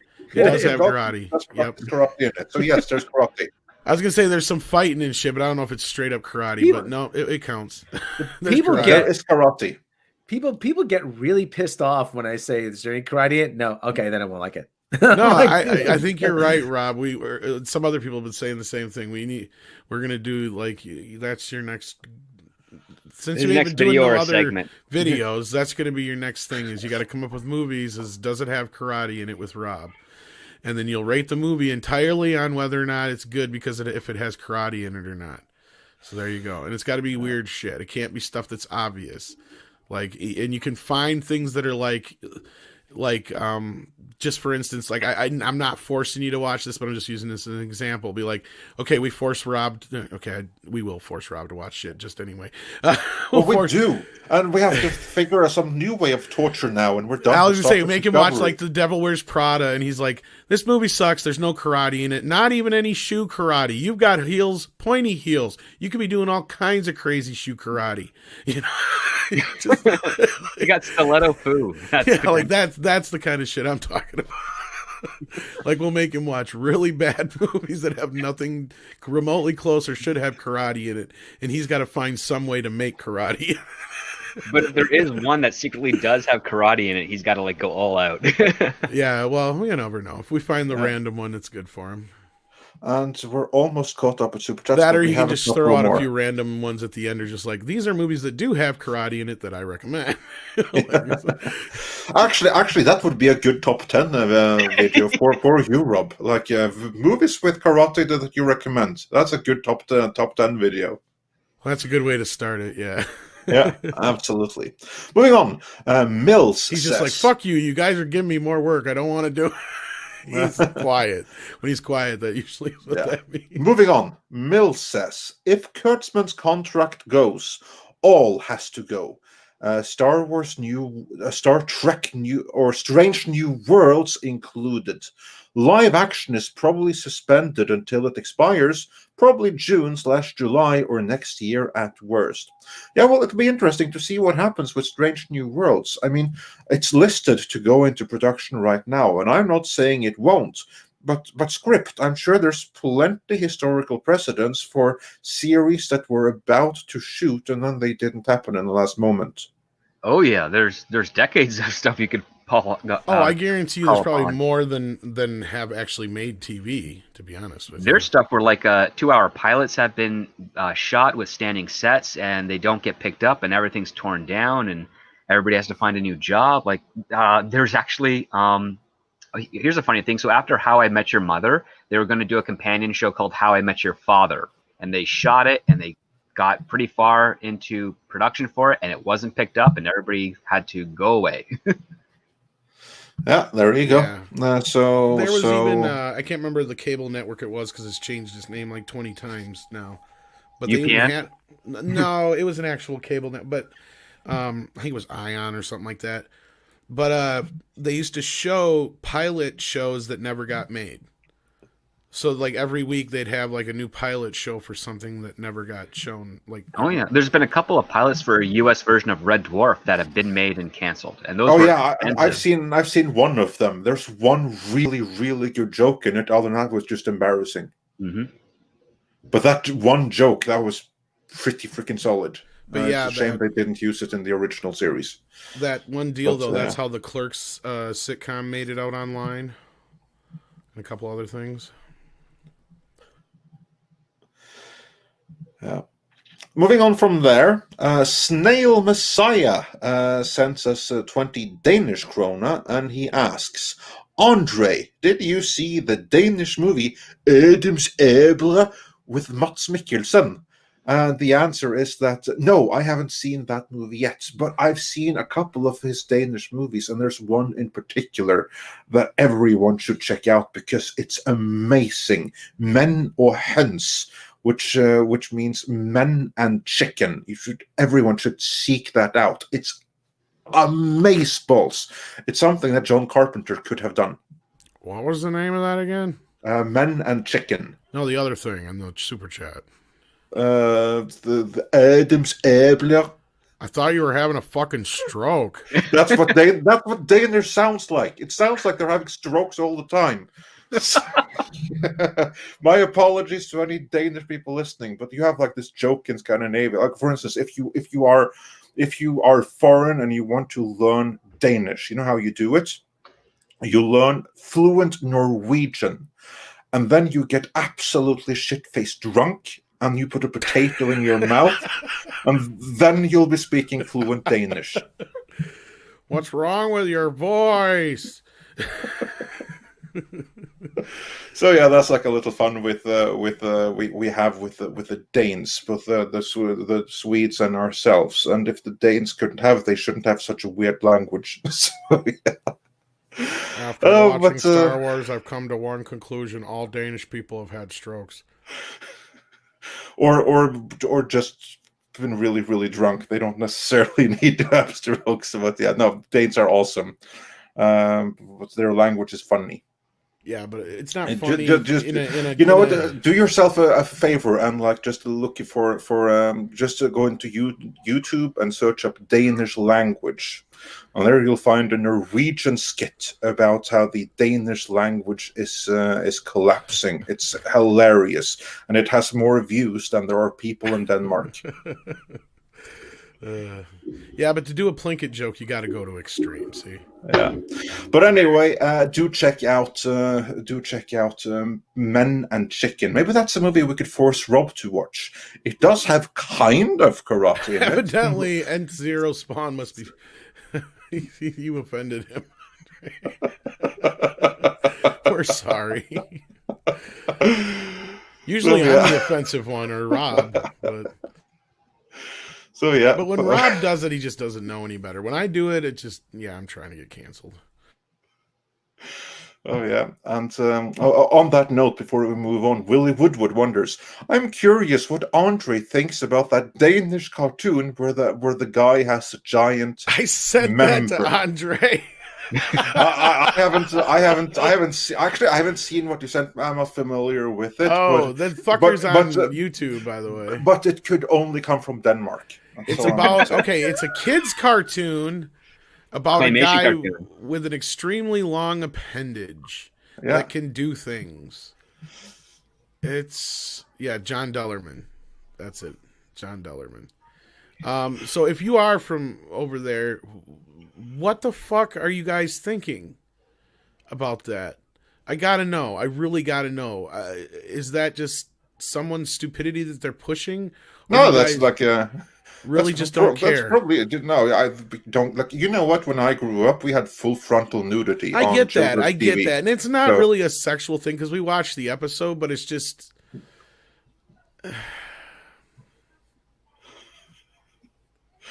So yeah, that's Danish children's TV. So not appropriate. So, yeah, I haven't seen. I don't care. I'm sorry. It may not be sexual. It's still not appropriate. Yeah, well, it probably wouldn't fly in the States. Which is you also should see some other Danish stuff. Like everyone should check out the Clown series, which is like the Danish remake of Curb Your Enthusiasm. It's just 1,000,000 times more raunchy. Oh, for fuck's sake! Oh yeah, we like to make fun of the Danish language, but Danish people and Danish culture is freaking awesome. I have no words. I want to stop. I want to get the fuck off. I can't stand this ride anymore. Yes, kinda. It's public broadcasting. We joke that they should make a female. Oh yeah, we had some fun with that on one of our many. I can't believe I didn't bring that up yesterday on Tomfoolery. I was so fucking pissed about that inverse fucking article though. I went off on 45 minutes on it, Rob? I don't know, forever. Pissed me off. Anyway, how many? Yeah, you had a lot to say about that. Yeah. Yeah. Well, I couldn't get through a sentence before I had to yell at Lisa. Here's the thing. Willie Wood also says, honestly, 4-year-old me would love that Danish tune. Yes, I probably would have too. I'm not going to lie. But as an adult, as a parent, I would not let my kid watch that because he would be whipping his dick out everywhere. Be like, what the fuck are you doing? I'm John Dellerman, Dad. Excuse me while I whip Try this going out. to a Danish beach and see what happens. So I want to say about that. Oh, Lord. Oh, was it for 2 hours? I don't think it was that long. Was it, SP? I have to check. Maybe it was. That article pissed me the fuck off. Lisa, anyway. I'm usually the one that stays out of attacking or going at, or I wouldn't say attacking, but making fun of or goofing on the fucking author of an article because he's sensitive to other people's cultures. This fucking Lisa chick who wrote this fucking article is a fucking moron, and I don't know how popular Pauly Shore was over there, Andre. Never heard of him. Okay, well, have you ever seen Son-in-Law or Encino Man? Okay. No. Yeah, okay. He was a comedian who got famous on MTV. And he actually did stand-up and stuff. And he had this whole shtick where he would be like, he was a Valley guy. And he's like, you ever see a crowd of blonde-haired bimbos walking around and you holler, Lisa, and about 4 of them always turn around. And basically, Elisa is another name for a blonde-haired bimbo from the Valley. And so I was having fun with that because this bitch has no fucking clue what the hell she's talking about. And of course, might as well show people what the fuck I'm talking about because now they're like wondering what the hell is he going off about. Let's hear this. Is it? It's this fucking inverse fucking article that's trying to compare Cobra Kai to The Last Jedi by saying you shouldn't like Cobra Kai because it's actually just like The Last Jedi. And I think this article is a direct response to all of us saying, look, Star Wars, Star Trek, Doctor Who, this is how you should do this show right. But of course, Lisa has to have a problem because there's white males in it. Sorry, I was doing Pauly Shore there for those who don't know. Like me. That's about how, he lasted for about 15 minutes. But anyway, Claustino That says, sounds like you had a stroke there. I know. Would you rather have your kids watch STD? My kid doesn't watch Star Trek, but no, I would knock that shit out of his hands. I'm like, what's wrong with you? Why don't you go do some drugs like a normal kid? That's a great parenting right there. Rather than doing that than watching STD. Oh, yeah. Moving on. I don't think we're gonna have time to get into this today, but this is probably that's going to be Wednesday. Yeah. Moving on from huge Danish appendages and everything else. Legion of Reason says, sure, Klutzman does more than Trek, but everything he does is just plain bad. And Rich Sutty says for 18 British pounds. Thank you so much, matey. So basically, Kurtzman Trek is a wiener in a face slapping to Brian Fuller. And Kurtzman continues to do a LGBTQ plus member of the community. Yeah, there you go. That's about right. And Matt G says, final feelings on the Fox X-Men verse, 2000 to 2020. Script, what's your thoughts on the X-Men feelings from the first up until New Mutants? I think First Class was the only really great X-Men film, in my opinion. I enjoyed. I was like an extra in the first X-Men, so really? And I still don't even really. I was a kid at the time. Cool. You told us this 2 weeks ago, I think. Finally. No, I said this a long time ago to you guys. Did you? I don't know. It's Blur's Day, man. It's Blur's Day, pretty much. I mean, I thought X-Men 2 was okay, but X-Men First Class is the more interesting, fun X-Men film out of all of them for me. I go X2, Logan, Days of Future Past, first one, First Class. Yeah, the only 2 I really don't care for, or 3 or whatever, is probably Apocalypse. I haven't seen Dark Phoenix, but I can almost guarantee you haven't missed out. I can just guarantee I'm not gonna like it. And The Last Stand again is another one I could go without. but it's still probably one of the better of the worst. And then the best of the worst, of course, is Wolverine Origins. That one's gosh. just like fucking. That one's one of those "it's so bad it's good" movies. And I remember You know seeing who that. wrote it? I know the answer, and I can't remember now. Yes, it's one of the Dumps of the Dumb and Dumbers who did one of the Benny Game of Thrones. Oh Yeah, that's Benioff. right. That's the one. Yeah, and because I saw that when it leaked online, like fucking 3 4 Yeah, months me before. too. And the leaked version was better Yeah. without special effects because Yeah. then it had an excuse. Yeah, I remember Hulk leaking online too, and I was just like, "What the fuck?" at the end of that thing. No, that But was anyway, right. no, like, yeah, outside of them, and I mean, I like the regular Wolverine one, the second one or whatever, the one that Yeah, precedes the Logan. Wolverine, the one in Yeah. Japan. That one's all right. But yeah, so probably that's my list order. I'd put Wolverine a little higher, but yeah. The Wolverine. Rob, your final thought without ranking everyone, just like final thoughts on the X-Men franchise as a whole. Rest in peace. Good final thoughts. Yeah, But it has karate. Yeah. Yeah, Somehow, but yeah, it kind of. also has a lot of like well, it's sort of they were getting to the point where they had feelings in hallways. So As for me, I think that if you just disregard a few of them, there are some that you just have to pluck away from the whole thing and pretend that they never existed. Like you pluck away New Mutants, you pluck away Apocalypse, you pluck away Dark Phoenix, you pluck away Origins. Then what you are left with as a whole is actually a very, very cool, very interesting time travel franchise where you basically follow like 2 timelines, where you have like the original movies that go and end with Days of Future Past, which to me was the highlight. And then it goes back and it starts over on a new timeline with the Deadpool movies, which were pretty fun. And then it all ends with Logan. So at one point the timeline ended with Days of Future Past, and the other timeline ends with Logan, which arguably was the best of them all. So it doesn't end well for the mutants in either of them. But be selective about which to include in your own headcanon, and you're left with something really, really good. Yeah. So yeah, I will say rest in peace. And it was a really good run for a while there. Mixed bag, but some great stuff in it. Yep. And moving on from there, Stephen Otten says, I thought Vampires and Ghosts of Mars were a lot of fun. Both good with a pizza and a beer on a Saturday night. Yeah, I can see that. Yeah, like, I mean, I don't remember Ghosts of Mars being horrible or anything like that. Like if it was just some regular director's movie, it'd probably, that was good. But you just expect more out of Carpenter, I guess, is what I was trying to say. And Hurin the Steadfast says, Yvonne Strahovski should have been Captain Marvel. I know Rob will agree with that.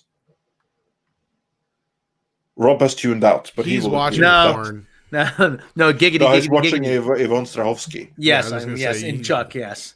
Giggity goo. But she still would have had to deal with the piss poor script, though. Yeah, it wouldn't have helped. It's probably better that it was pre-launched. Better eye candy, would have held my attention a bit longer. But like I said, it's still a terrible movie at its core. I'll be honest, if they had a better actress, I'm not saying I would have liked the movie, but the movie would have been more likable. I would have liked it less if they had a better actress, because then they would have wasted a better actress on a script that was so bad that no actress could have elevated it. And if it's so fundamentally so bad, then honestly, I prefer the lead to be as bad as humanly possible, so you don't waste and sully any good people on it. Well, let me put it this way. I'm curious to see how much Bree's stank is all over that script, because they paid her ass $5 million, and don't tell me they didn't have one of her people come in and work on her dialogue and maybe do this and do that, because for some reason that movie just doesn't make sense in the writing aspect of things, especially under the leadership of somebody like Kevin Feige to this point, because as we say, like, that's his biggest mole on the surface of the Marvel films. Say what you will about like Iron Man 2 and 3 or the Thor Ragnarok if you don't like that and what have you, and Thor 2, but when it comes down to it, I feel like there was a different movie that was meant to be made there, because that final, without going too far deep into it and wasting too much time, I know that final fight does not make sense. It only makes sense if you set it up for her to fight him without her powers and kick his ass. That's the only reason it would make sense. It'd be like, bitch, I don't need powers to kick your ass. And I have a feeling either she or somebody else jumped in and said, oh no, we can't have that. We need her to stand up and kick his ass. And I'm not saying that would have fixed the whole movie. There's, of course, other things that needed, like, they fucking screwed up, you know, the whole thing with Samuel Jackson's character anyway. So, yeah, you're right. But I still feel like maybe a better actress wouldn't have probably fucked it up so much. I don't know. For some reason, I have this gut feeling. Yeah. Well, I have to agree to disagree on that. Moving on. Mills says, my idea for a Trek series, 12 episodes, 3 pilots of 40-minute episodes or films that use the same cast and would act as pilots for a show to be picked up long term. Yeah, Like a 3-part pilot? 3 pilots of, probably a 3-part pilot. Yeah, 12 episodes, 3 pilots. I'm guessing he means 3-part pilot. If not, feel free to clarify in the chat. And Stephen Otten says, Tom should do a whole stream as Mr. Plinkett. Well, I think real Mr. Plinkett might have a problem then. I was going to say, yeah. I would love to meet them guys, but not in court. And Cultured Casino says, now that Tom has ruined my video for Wednesday with his Lisa diet, right? It's back to the drawing board. Well, again, he didn't come back. I was like, why? How did I ruin? Unless he was going to use the same Pauly Shore thing. But it's like, if that's the case, then it's your fault you missed tomfoolery yesterday, Culture. You see almost every stream we see. You missed the one stream you should have saw. That's not my fault. Yeah. And Eric de Hoff sends a devil smiley super sticker. Yeah, speaking of that, that's another thing you can say about the Devil Wears Prada, Rob. It's like, you got the name Devil in the title. At no point does the devil show up. Somebody could have karate fought the devil. So first of all, that's false advertising. Yeah. I'm just helping. Shocking Machine wasn't a shock in the whole movie. Smokey the Bandit. Where was Smokey Robinson, man? Well, I wasn't mean going to that level, but like in Sharky's Machine, was there karate though? That's the question. And with that, we are caught up. Yeah. 3 hours in exactly. What was meant to be a short show has gone way long as always. But we want to thank all of you for joining us. Most of you stuck in through the show. We appreciate it. At one point we had, I think, a record audience for us here. We keep getting, maybe not a record, but pretty damn close. I know that. But you guys keep making this a very successful morning show, and we appreciate it. And, well, whether it's afternoon, evening, whatever it is where you is, as I normally say, I just want to thank all of you for joining us and for the super chats and the support, and everybody who showed up yesterday to Star Wars Theory's charity stream and helped out there. You guys are amazing. I can't believe it. That's what's so great about this fandom is you guys show up and you're there and you're part of the show as well. We couldn't do this without you, because otherwise I'd be just talking to Rob, and that's boring. And also, we'd like to say... he doesn't even answer. Yeah, thanks a lot. Thanks a lot there, Tom. I know, I'm picking on you.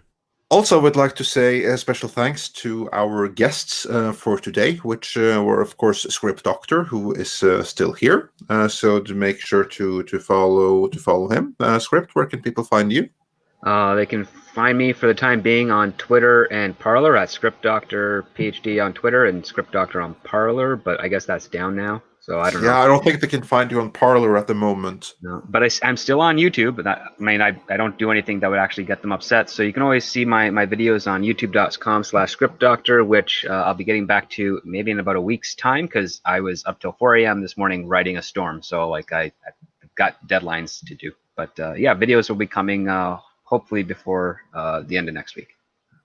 And also be sure to follow that Star Wars girl, Anna, who joined us for a while. And of course, our good friend, the Critical Drinker, who was here for the first hour. And we're always glad to have him. So in the unlikely event that you don't already follow him and subscribe to his channel, make sure you do. You will have missed out if you don't.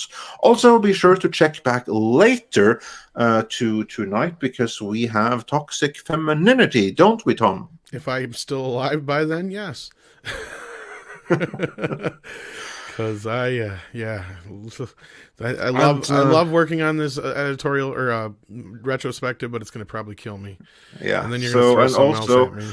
I think that by tomorrow we will probably have the ultimate Karate Kai and Karate Kid and Cobra Kai is what I meant to say, retrospective ready for you to see. And if you're one of our patrons, you can actually go see the first 10 minutes of it right now. The early version, anyway. And I will say that Tom is a great editor, all the great video editing, that's Tom, but you've really outdone yourself on this one. So, yeah, everyone be sure to check that out. If you at all like Cobra Kai and the Karate Kid, you will learn new things. All right. So we look forward to that. And Rob has a new video up as well on his channel. So check out Robot Shlomo. He's the only Robot Shlomo on YouTube. All of 2.5 minutes of a diatribe about how crappy the STD the finale is of season 3. Yeah. I'm working on something actually. You know how we do the fake trailers occasionally? Yeah. I'm working on a little something you might like. So that'll be a surprise when it's ready. There you go. So look forward to that. And of course, until next time, take care of yourselves and each other.